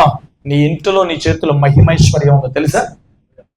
నీ బ్యాంక్ బ్యాలెన్స్ కంటే, నీ ఆస్తి పాస్తుల కంటే, నీ మేడ మిద్దెల కంటే ప్రభావం కలిగింది ఇక్కడ. దీని విలువ తెలియక నువ్వు చదువుతున్నా, దీని విలువ తెలియక తలకిందెట్టుకుంటున్నావు, దీని విలువ తెలియక గుమ్మాల గాలర తీసుకుంటున్నావు, దీని విలువ తెలియక షెల్టర్ లో పెట్టుకుంటున్నావు. దీని విలువ తెలిసినాడు చదవకుండా ఉండడం, దీని విలువ తెలిసినాడు గుంటికి హత్తుకోకుండా ఉండలేడు, దీని విలువ తెలిసినాడు దీంట్లో రాయబడిన సంగతులు భూమి మీద జరిగించకుండా ఉండలేడు. నువ్వు బైబిల్ చదవటం లేదంటే, షెల్టర్లో, అల్మర్లో పెట్టుకుంటున్నావంటే, తలగడకి ఆధారం చేసుకుంటున్నావంటే దీని విలువ నీకు తెలియలేదని అర్థం. హల్లెలూయా. కొంతమంది వస్తారు, ఎంత కాలమైన దేవుని వినిపోతారు, బాప్తిజాలు పొందరు, మారు మనసు పొందరు, ఆచారాలు, క్రమాలు అంత ఆచారమే. వాళ్ళ పిల్లల భవిష్యత్తులు పాడైపోతున్నా, వాళ్ళ పిల్లల జీవితాలు కన్నుల ముందు పాడైపోతున్నా, వీళ్ళు దేవుని గురించి విని, దేవుని గురించి తెలుసుకుని కనీసం ఆ పిల్లల దేవుని మందిరానికి నడిపించరండి. ప్రార్థన చేసుకోమని ప్రోత్సహించరు. వీళ్ళ ఇళ్లలో ప్రార్థన చేయరు, పిల్లలతో ప్రార్థన చేయించరు. ఏమైపోతారు నీ పిల్లలు? ఇక్కడున్న కొంతమంది పెద్దలు అడుగుతున్నా, నీ పిల్లల పరిస్థితులు బాగున్నాయా? వాళ్ళ మానసిక స్థితి బాగానే ఉందా? వాళ్ళ ఆలోచనలు బాగానే ఉన్నాయా? వాళ్ళ తలంపులు బాగానే ఉన్నాయా? నీ పిల్లలతో ఎప్పుడైనా వాక్యం చదివించావా? నీ పిల్లల్ని దేవుని మందిరానికి తీసుకొచ్చి కూర్చోబెట్టావా? నువ్వే వినవు దేవుని వాక్యాన్ని, నువ్వే ప్రార్థన చెయ్యు, దేవునికి నువ్వే లోబడు, ఇంకా పిల్లలు ఎక్కడి నుంచి వస్తారు చెప్పండి? ఏమైపోతాయి మన జీవితంలో దేవుడు లేకపోతాయి? హల్లెలూయా. మరలా చెప్తా, ఆశీర్వాదం అంటే స్థలాలు, మేడలు, మిద్దెలు ఇవి కానే కావు. దేవుని ఆశీర్వాదం అంటే శ్రమల్లో, కష్టాలు, ఉపద్రవాల్లో, కలిమిలో, లేమిలో కూడా ధైర్యంతో, సమాధానంతో సాక్ష్యాన్ని కొనసాగిస్తాడు, పరిశుద్ధతను కొనసాగిస్తాడు, పరిచర్యను కొనసాగిస్తాడు, సాక్షార్థమైన జీవితాన్ని కొనసాగిస్తాడు. ఇది దేవుని నడిపింపుకు సాదృశ్యం. ఒక వ్యక్తి పాపంలోకి వెళ్ళిపోయాడు అంటే ఆ వ్యక్తి దేవుని వదిలిపెట్టేసిన అర్థం. శ్రమల్లో, కష్టాల్లో, ఉపద్రవాలు, అప్పుల్లో నలిగిపోయి కూడా అతడు సువాసనగా, తన పరిమళ తైలముగా, సాక్షార్థంగా తన పరిశుద్ధ జీవితం ముందుకెళ్తుందంటే దేవుడు ఆ వ్యక్తికి తోడుగా ఉన్నాడని అర్థం. మన దృష్టిలో ఆస్తి ఉంటే, మేడుంటే, మిద్దుంటే, కారు ఉంటే ఇయే ఆశీర్వాదాలు అనుకుంటే చాలా తప్పు. ఎందుకంటే విగ్రహారాధన చేసే అన్యులకి మనకంటే ఎక్కువ కార్లు ఉన్నాయి, మనకంటే ఎక్కువ ఆస్తి పాస్తులు ఉన్నాయి, మనకంటే ఎక్కువ మేడలు, మిద్దులు ఉన్నాయి. అలానే వాళ్ళు దీవించబడ్డరా? కాదు. దీవెన అంటే అది కాదు, సమాధానంతో, నెమ్మదితో వర్ధిల్లటమే దీవెన. హల్లెలూయా. మనకి ఎక్కువగా ప్రతి పాంప్లెట్ లో, ప్రతి బ్యానర్ మీద ఈ డిసెంబర్ నెలంతా కూడా మనకి ఎక్కువగా వినపడేది ఏంటి? సర్వోన్నతమైన స్థలంలో దేవునికి మహిమయు, ఆయనకి ఇష్టలైన ప్రజలకు భూమి మీద సమాధానము. ఎక్కువ ఈ నెలంతా ఎక్కువ వినపడే టైటిల్ అదే. హల్లెలూయా. చెల్లితలే చెప్పండి. హల్లెలూయా. ఏ విధము చేతనైనా సువార్త ప్రకటించబడుతుంది కానీ ఆ ఒక్క విషయంలో సంతోషమే, కానీ ఆచారాలు సాంప్రదాయాలు ఉండకుండా ఇంకా బాగుంటుందని నా భావన. హల్లెలూయా. గట్టిగా చెప్పండి. ఇప్పుడు రెండో పాయింట్ ఏంటి చెప్పండి? అది విధేయత, లోబడటం. ఎక్కడ సనగల గొనగల ఆవులు నా వల్ల కాదని తలకాయలు ఇదించలేదండి. కాడు మోపగానే వినయముతో, వినమ్రతతో దేవుని మందసమును మోస్తున్నాడు. దేవుని పరిచర్య నీకు చెప్పబడినప్పుడు ఎన్నిసార్లు కొనుక్కోలేదు నువ్వు? ఎన్నిసార్లు గొనికి పరిచర్యకు రాలా? ఎన్నిసార్లు సనగలేదు? ఒకవేళ సనిగుణులు ఉంటే ఒప్పుకోండి. దేవుని సన్నిధిలో ఒప్పుకొని, ప్రభువా నేను సనిగా, నన్ను క్షమించు, నీ పని, నీ పరిచర్ను సనుగుతూ చేశా, భారంతో చేశా. దేవుని పరిచయం అలా చేసే లెక్కైతే చేయకుండా ఉండటం మంచిదని నా భావన. ఎందుకంటే యెహోవా కార్యము నిర్లక్ష్యంగా చేయవాడు శాపగ్రస్తుడు. హల్లెలూయా. తలే చెప్పండి. విధేయత కలిగి ఉండాలండి. మోషే మీద ఇశ్రాయేలు ప్రజలు సనిగారు. వాళ్ళకి నీరు లేకపోతే సనిగారు, ఆహారం లేకపోతే సనిగారు, శత్రువు వస్తే సనిగారు. మోషే మీద సనుగులు గొనుగులే. అంటే మోషే మీద సనిగారు అంటే ఎవరి మీద సనిగారు? దేవుని మీద సనిగారు. మోషేకి ఆధారమైన దేవుని సన్నిధిని ఆధారం చేసిన, ప్రభా వీళ్ళు నీళ్ళు లేదంటున్నారు, అందరూ నా మీదకి వచ్చేస్తున్నారు, నీళ్ళు తెచ్చు ప్రభా. దేవుడు నీళ్ళు ఇచ్చాడు. ఆహారం లేదు ప్రభా, ఆహారం ఇచ్చాడు. ఏం తక్కువ చేశాడు దేవుడు తన ప్రజలకు? చెప్పండి. ఈ రోజు నీకు దేవుడు ఏం తక్కువ చేశాడు? నువ్వెందుకు దేవుని ప్రేమించావు? నేను అడుగుతున్నా. పిల్లలతో ఆడుకున్న వారిని అడుగుతున్నా, ఎలా పడితే అలా నిర్లక్ష్యంగా కూర్చున్న వారిని అడుగుతాను. దేవుడు నీకేం తక్కువ చేశాడు? దేవుడు నీకేం తక్కువ చేశాడు? దేవుడు నువ్వెందుకు ప్రేమించావు సిస్టర్, బ్రదర్? దేవునికి నువ్వెందుకు కృతజ్ఞతలు అర్పించావు? నువ్వెందుకు ఆన్లైన్ ప్రేయర్లో పార్టిసిపేట్ చెయ్యో? నువ్వెందుకు దేవుని మంత్రంలో క్రమాన్ని నువ్వు పాటించావు? దేవుడు నీకేం తక్కువ చేశాడు? నువ్వు అనుభవించే ఈవులని దేవుడిచ్చిన కృప కాదా? నువ్వు అనుభవించే ఈవులని దేవుడిచ్చింది కాదా? నువ్వు కట్టుకునే ఇల్లు దేవుడు నీకు ఇవ్వలేదా? నీ వస్త్రాలు దేవుడు నీకు ఇవ్వలేదా? నీ సాటి అనే సహాయం దేవుడు నీకు ఇవ్వలేదా? బిడ్డలు దేవుడు నీకు ఇవ్వలేదా? ఏం తక్కువ చేశాడు దేవుడు నీకు ఈరోజు? హల్లెలూయా. కుటుంబాల నుండి వేరు చేయబడి ప్లాట్ఫామ్స్ మీద పైన గూడు ఉండదు, ఒంటి మీద గుడ్డు ఉండదు, తినటానికి ఆహారం ఉండదు. అలాంటి వారు భిక్షాటన చేసుకుంటూ ఉండి ప్లాట్ఫారాల మీద బైబిల్ చదువుతున్నారు. ప్లాట్ఫారాల మీద రోడ్డు పక్కన మోకాలు వేసి, బ్యాటరీ లేవమ్మా, బ్యాటరీ లేని సరిగ్గా లేదు, తీసుకోండి, మోకాళ్ళు వేసి వాళ్ళు దేవునికి ప్రార్థనలు చేస్తున్నారని. హల్లెలూయా. వేరే తొందరగా మార్చేవ్వండి ఒకటి నాకు, అది వద్దు, ఆ బ్యాటరీలు పనిచేయవు, లేకపోతే ఆ మైక్ మార్చేవ్వండి నాకు, లేవండి తొందరగా ఒకరు. Praise lord. హల్లెలూయా. ప్రస్తుతం బాణం తరవదిద్దుగా నాకు. హల్లెలూయా. Praise lord. మోకాళ్ళు వేసి కొద్దిగా సౌండ్ లేపేది వాళ్ళు ప్రార్థన చేస్తున్నారు. దేవుడు మనకు అన్నీ ఇచ్చాడు. దేవుడు ఎక్కడ తక్కువ చేయలే మనకి. చాలు, దేవుడు ఎక్కడ తక్కువ చేయలే మనకి. హల్లెలూయా. ఎక్కడ తక్కువ చేశాడు? నాకు పలానా దాంట్లో తక్కువైందని చెప్పండి. దేవుడు ఎక్కడ తక్కువ చేయలే. నీకు కరెక్ట్ పర్సన్ ఇచ్చాడు, భర్తగా, భారీగా. మంచి బిడ్డను దేవుడు ఇచ్చాడు, ఒక గృహాన్ని ఇచ్చాడు, ప్రతి అవసరతను దేవుడు తీరుస్తున్నాడు. ఎంత కృతజ్ఞత కలిగి ఉండాలి మన దేవునికి, ఎంత కృతజ్ఞత కలిగి ఉండాలి. అన్నీ బాగున్న నీవే అలా ఉంటే, అప్పుల్లో ఉన్నవారు, అనారోగ్యంలో ఉన్నవారు, భయంకరమైన పరిస్థితుల్లో ఉన్నవారు, వాళ్ళు బాగుంటున్నారు నీ మీద. కొన్ని సందర్భాల్లో కడుపు నిండిన వారు, అన్ని ఉన్నవారు ఈ రోజు దేవుని సన్నిధిలో కృతజ్ఞత హీనులుగా ఉన్నారు. ఇది డిస్టర్బెన్స్ ఉందమ్మా, ఎందుకు నాకు డిస్టర్బెన్స్ చేసేది? ఆ మైక్ మార్చు, బ్యాటరీలు అయిపోయినాయని చెప్పాను కదమ్మా నేను. హల్లెలూయా. చేయలేతలే చెప్పండి. కృతజ్ఞత కలిగి ఉండాలి. విధేయత కలిగిన వరకు మనం ఉండాలి. హల్లెలూయా. ఎలా ఉండాలి చెప్పండి? కొద్దిగా సౌండ్ తగ్గించు, సౌండ్ తగ్గించు. Praise lord. హల్లెలూయా. అలా వదిలే. విధేయత కలిగి ఉండాలి. ఎలా ఉండాలి చెప్పండి? విధేయులైన వారు ఉండాలి. ఎక్కడ మనం సనగకూడదు, గొనకూడదు. దేవుని పరిచర్య విషయంలో, దేవుని ఆరాధించే విషయంలో ఎక్కడ సనగొద్దు. విధేయత కలిగి ఉండాలి. విధేయులైన వారికి దేవుడు మెండని దీవెనలు ఇస్తాడు.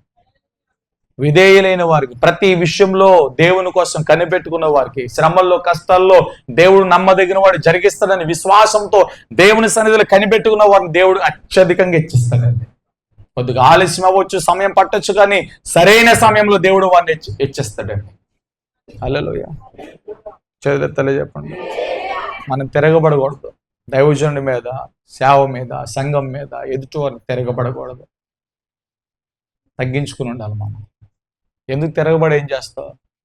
తిరగబడితే నీకేంటి కలిసి వచ్చేది? నోటుకు వచ్చినట్టుగా మాట్లాడితే నీకేంటి కలిసి వచ్చేది? ఏం సాధిస్తావు తిరగబడి? ఏం సాధిస్తావు మాటని? నీకు కలిగే ప్రయోజనం ఏంటి? ప్రయోజనం కంటే నష్టమే ఎక్కువగా ఉంది నీకు. తిరగబడద్దు. విధేయులైన వారికి ఉండండి. దేవునికి అప్పగించండి. నీకు అన్యాయం జరిగితే దేవునికి అప్పగించు. ప్రభువా, నాకు అన్యాయం జరిగింది, నాకు నువ్వు సహాయం చేయి. దేవునికి అప్పగించు. దేవుడు న్యాయవంతుడు. దేవుడు నీకు న్యాయం చేస్తాడు. ఇప్పుడున్న పెద్దవాళ్ళని అడుగుతున్నా, మీ బిడ్డల గురించి, భవిష్యత్తును గురించి ఆలోచన లేదా? మీ బిడ్డల పరిస్థితి బాగుందా?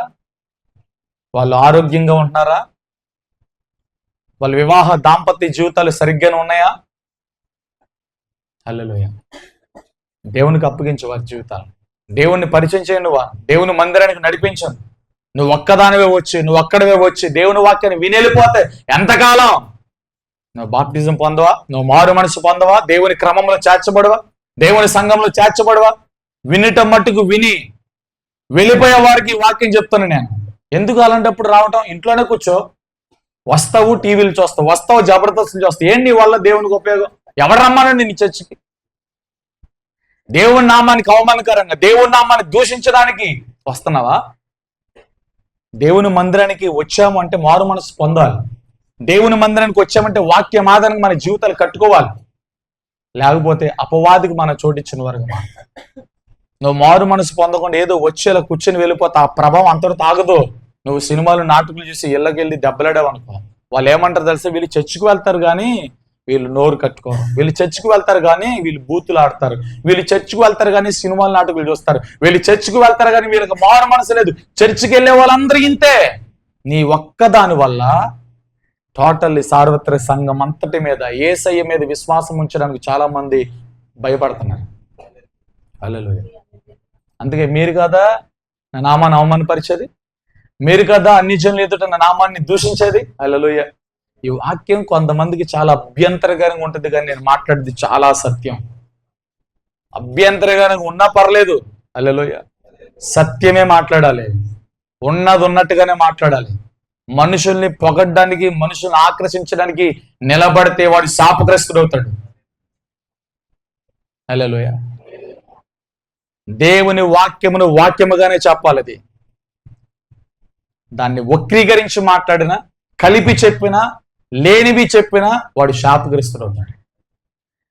ఆమేన్. హల్లెలూయా.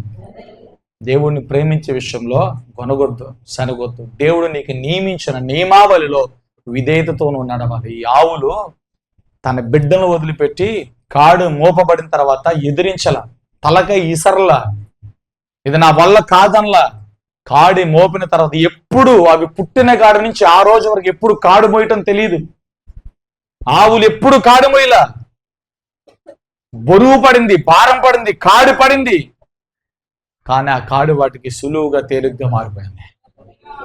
పాడి ఆవులు దేవుని మందసాన్ని మోసుకెళ్ళడానికి విధేయత చూపినాయి.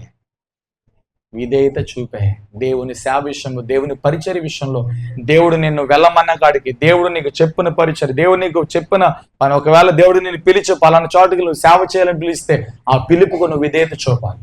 దైవజనుడు ఇదిగో ఈ పరిచర్యను వచ్చి చేయి బ్రదర్ అని చెప్తే ఆ మాటకు నువ్వు విధేయత చూపాలి. నువ్వు విధేయత చూపకపోతే నష్టమేమి జరగదు, ఇంకొకటి వచ్చి పని చేస్తాడు. కానీ నువ్వు అవిధేయుడిగా మారుతావు దేవుని దృష్టిలో. నువ్వు విధేయుడిగా ఉండాలని వాక్యం చెప్తుంది. ఓకే, తర్వాత 3వ పాయింట్ రాసుకుని తొందరగా. సుఖాన్ని విడిచిపెట్టిన ఆవులు, సుఖాన్ని విడిచిపెట్టిన ఆవులు తన ఇంటిని, తన స్థలాన్ని, తన పచ్చికను అన్నిటిని వదిలిపెట్టేయండి. అన్నిటిని వదిలిపెట్టే దేవుని మందసమును మోయడానికి తన ఇంటిని వదిలిపెట్టాయి, తన బిడ్డలను వదిలిపెట్టాయి, సుఖాన్ని వదిలిపెట్టాయి. ఆవులు ఎప్పుడూ కూడా ఏం చేస్తాయి? తింటే, పడుకుంటే, పాలిస్తాయి, ఇంతే. బరువు ఎప్పుడన్నా మోస్తుంది? అది ఎద్దులాగా కాడెత్తుకుంటుందా? ఎద్దులాగా చేను దున్నుద్దా? పొలాన్ని దున్నుద్దా? దున్నదు. ఆవు సుఖించే జీవి అది, ఎందుకంటే అది అల్పమైన జీవి, సుఖపడే జీవి. అది పచ్చిగా దాని పని ఏంటంటే తినటం పాలవటం, ఎప్పుడు బరువు మొయ్యలేదు అది. అలాంటిది సుఖాన్ని విడిచిపెట్టిందండి, తన ఇంటిని విడిచిపెట్టింది, తన స్థలాన్ని విడిచిపెట్టింది, తన బిడ్డని విడిచిపెట్టింది, తన సమస్తాన్ని విడిచిపెట్టింది. కాడిని ఎత్తుకున్న తర్వాత అల్లుతూ వెళ్తుంది. హల్లెలూయా. అల్లుతున్నాయి అమ్మా, పిల్లలు అల్లుతుంటే ఇది కూడా అక్కడ రాయబడింది, అల్లుతూ రాజ మార్గంలో చక్కగా నడిచిన అని వాక్యం రాయబడింది అక్కడ. హల్లెలూయా. తన పిల్లలు, తన లేగ దూడలు అల్లుతున్నాయి, అమ్మా అల్లుతున్నాయి. ఇవి చెబుతున్నాయి, ఇక మేము రాము, మిమ్మల్ని దేవుడే చూసుకుంటాడు, నేను దేవుని పని చేస్తున్నాను, నా బిడ్డ మిమ్మల్ని దేవుడే చూసుకుంటాడు. ఈ విశ్వాసం మనకు రావాలి. నేను దేవుని పని చేస్తున్నాను, నా పిల్లలను, నా ఇంటిని నా దేవుడు కడతాడు. నేను దేవుని పనిలో ఉన్నాను, దేవుడు నా పని చేస్తాడు. నేను దేవుని కోసం ఖర్చు అవుతున్నాను, నా కోసం నా దేవుడు ఖర్చు అవుతాడు. ఈ విశ్వాసం రావాలి మనకి. ఎంతకాలం ఇంత వాక్యం, ఎంతకాలం వచ్చి వెళ్ళిపోతావు? ఎప్పుడు నేర్చుకుంటావు? ఎప్పుడు ఈ విశ్వాసం, నేను దేవుని పని చేస్తున్నా, దేవుడు నా పని చేస్తాడు. నేను దేవుని కోసం ఖర్చు అయిపోతున్నా, ఈ రోజంతా నేను దైవజనుడితో ఉన్నాను, పలానా ప్రార్థనలోకి వెళ్ళాను, పలానా పరిచర్లో ఉన్నాను, నాకు రావాల్సిన జీతం దేవుడు మరలిస్తాడు. ఇది విశ్వాసం. అందుకే వెలి చూపుతో కాక విశ్వాసంతో బ్రతికిన వాక్యం చెప్తాను. హల్లెలూయా చెప్పండి. హల్లెలూయా. అవి ఏం విడిచిపెట్టే? సుఖాన్ని విడిచిపెట్టే. దేవుడు ఏది విడిచిపెట్టమంటే అది విడిచిపెట్టాలి. విడిచిపెడితేనే దేవుడు మనల్ని వాడుకుంటాడు. నేను చెప్పా కొన్ని ఎగ్జాంపుల్స్. యాకోబు బావి వద్దకి సమరయ స్త్రీ కొండ పట్టుకుని వచ్చింది. ఎందుకు పట్టుకొచ్చింది కొండ? నేను చెప్పాను కదా, చెప్పండి. కొండ ఎందుకు పట్టుకొచ్చింది? కొండ వంకతో పాపము చేయడానికి వచ్చింది. మెట్ట మధ్యాహ్నం సమరయ స్త్రీ యాకోబావు దగ్గరికి ఎందుకు వచ్చిందంటే పాపము చేయడానికి వచ్చింది. ఏసయ్య పరిచయం అవ్వగానే, ఏసైతో మాట్లాడగానే, ఏసై ఎవరో గ్రహించి ఉన్న ఫలంగా పాపపు కొండను విడిచిపెట్టి సమరయ పట్టణంలోకి వెళ్ళి నేను మెస్సయ్యని కనుగొన్నాను. ఇక్కడున్న శాస్త్రులకి, పరిసయ్యులకి, యాజకులకి అర్థం కాల మెస్సయ్య ఈయనేనని, రక్షకుడు ఈయనేనని. చిన్న ఒక 5-10 నిమిషాలు మాట్లాడిన సందర్భంలోనే ఏసయ్యలో ఉన్న జీవాన్ని గుర్తుపట్టింది. ఏసయ్య మామూలు ఏసై కాదు, ఆయన మెస్సయ్య, ఆయన రక్షకుడు. హల్లెలూయా. ప్రవచన గ్రంథాల్లో, ప్రవక్తల గ్రంథాల్లో రాయబడిన మెస్సయ్య, రుబ్బేను బోధకుడు ఈయనే గుర్తుపెట్టింది. సమరయ పట్టణానికి వెళ్ళి చెప్పింది, నేను మెస్సయ్యని కనుగొన్నాను, రక్షకుణ్ణి కనుగొన్నాను, ఆయన మీ అందరి కోసం వెయిట్ చేస్తున్నాడు, నేను మిమ్మల్ని తీసుకొస్తానని మాట ఇచ్చాను, త్వరగా రండి. వేగముగా తన సమరయ పట్టణంలో కొంతమంది ప్రజలను తీసుకెళ్ళిందండి. హల్లెలూయా. పాపపు కొండను విడిచిపెట్టిందండి. ఏం విడిచిపెట్టింది చెప్పండి? కొండను విడిచిపెట్టింది. జక్కయ్యని దేవుడు పిలిచాడు. జక్కయ్య ఇంటికి యేసయ్య వెళ్ళాడు. జక్కయ్య వదిలిపెట్టాడు చెప్పండి? పాపపు సొమ్మంతటిని, అన్యాయంగా అక్రమంగా సంపాదించిన సొమ్మంతటిని వదిలిపెట్టాడు. ప్రభువా, ఎవరి దగ్గర అయితే నేను తీసుకున్నాడు వాళ్ళకి 4 గంటలు తిరిగిస్తాను. నా ఆస్తిని అమ్మి సగము పేదలకు ఇచ్చేసి నాకు ఎంత కావాలో అంత ఉంచుకుంటున్నాను.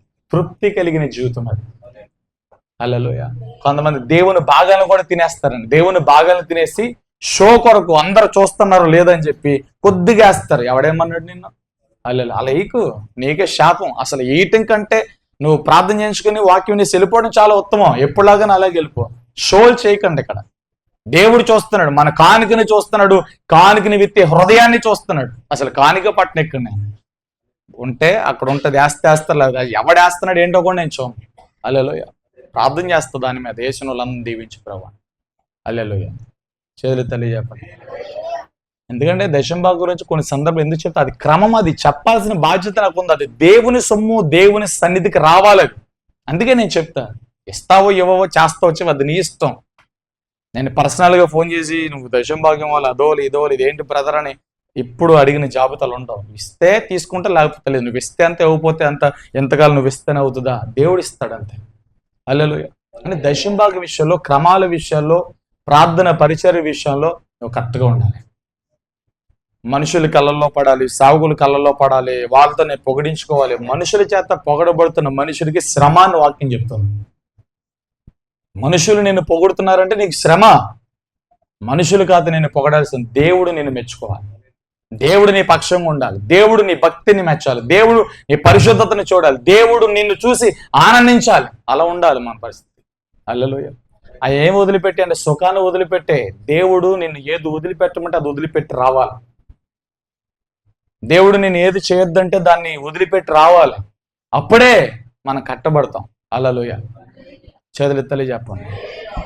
యెహోషువ 12 అరకులతో ఎడ్లు దున్నుతాడు. ఏలియా వెళ్ళి దుప్పడేసి నన్ను వెంబడించంటే అంతే. ఇంటికి వెళ్ళాడు, బాయ్ చెప్పాడు, చేయాల్సిన పని చేశాడు. ఏలియా అగ్ని రథముల చేత కొనుపోయే బడ వరకు కూడా ఎలీషా ఏలియాను వదిలిపెట్టలే. హల్లెలూయా. అది పిలుపు అంటే. నన్ను పేతురు గురించి చెప్పా. వారు వలలను, దోణెలను అన్నిటినీ మత్తయి సువార్త 19 అధ్యాయంలో, లూకా సువార్త 5 అధ్యాయంలో 2 రిఫరెన్స్లు చదివించాను. వారి సమస్తాన్ని విడిచిపెట్టి యేసుని వెంబడించిరి. లూకా సువార్త 19 అధ్యాయంలో అడుగుతారు, అయ్యా నేను వెంబడిస్తున్నాం కదా మాకేం వస్తాయి? వాడు చెప్పాడు కదా, ఏం చెప్పాడు? యుగ అంతం తర్వాత హల్లెలూయా 12 సింహాసనాల మీద కూర్చుండి ఇశ్రాయేలు 12 గోత్రాలు మీరు ఏలతారని చెప్పాడు. జయించిన వాడికి ప్రకటన కన్నా సాక్ష్యం ఇస్తుంది. వాళ్ళకి మాత్రమే కాదు సింహాసనాలు, జయించిన ప్రతి ఒక్కరికి దేవుడు సింహాసనం ఇస్తాడు. హల్లెలూయా. త్వరగా వెళ్తాను. సుఖాన్ని విడిచిపెట్టండి. దేవుని కోసం కష్టపడడం నేర్చుకోండి. మోకాలు వేయటం నేర్చుకోండి. చేతులు ఎత్తటం నేర్చుకోండి. దేవునితో మాట్లాడడం నేర్చుకోండి. అది పెద్ద బరువు పని ఏం కాదు. అది కూర్చొని ప్రార్థన చేయడానికి నొప్ప, మోకాలు వేసి ప్రార్థన చేయడానికి నొప్ప, దేవునితో మాట్లాడడం నొప్ప. ఏమంత కష్టం అది? కూర్చుని దేవుని పిలవటం నొప్ప. నువ్వు కొండలు మోస్తున్నావా, బండలు మోస్తున్నావా? ప్రార్థన ఎందుకు చేయలేవు చెప్పాను నేను. ప్రార్థనకు ఆటంకాలు ఏం చెప్పాను చెప్పండి టకటక. ప్రార్థన, ఒక మనిషి ప్రార్థన చేయలేకపోవడానికి ఆటంకాలు చెప్పా. ఒకటి, తెలిసి పాపం చేస్తే ఆ వ్యక్తికి లీడింగ్ రాదని చెప్పాను. రెండోది, యథార్థతను, మనస్సాక్షిని త్రోసిపుచ్చితే మనస్సాక్షికి వ్యతిరేకంగా బ్రతికితే ఆ వ్యక్తి ప్రార్థన చేయలేడని చెప్పా. మూడోది, దురుద్దేశంతో ప్రార్థన చేస్తే ప్రార్థనకి లీడింగ్ రాదని చెప్పా. అవిశ్వాసంతో ప్రార్థన చేయకూడదని చెప్పా. గర్వముతో ప్రార్థించకూడదని చెప్పా. వాక్యం ఆధారంగా మనం ప్రార్థన చేయాలి, వాక్యం ఆధారంగా బ్రతకాలని చెప్పా. తర్వాత పరిశుద్ధాత్మ దేవునితో కలిసి ప్రార్థన చేయాలని చెప్పి 7 పాయింట్స్ మస్టం చుట్టూ మన జీవితంలో. ప్రార్థన లీడింగ్ లేదు అంటే నువ్వు ఎక్కడ దురుద్దేశంతో ఉన్నావని అర్థం, గర్వంతో ఉన్నావని అర్థం, ఏదో పాపంలో ఉన్నావని అర్థం, ఏదో ఒక బంధకాల్లో ఉన్నావని అర్థం. హల్లెలూయా. ఇవన్నీ ఉంటే మనకు ప్రేయర్ లీడింగ్ రాదనమాట. చేతులెత్తి చెప్పండి. ఈ ఆవులు ఏం చేసినాయి తెలుసా?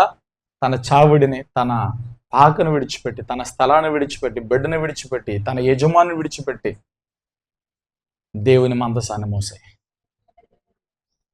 హల్లెలూయా.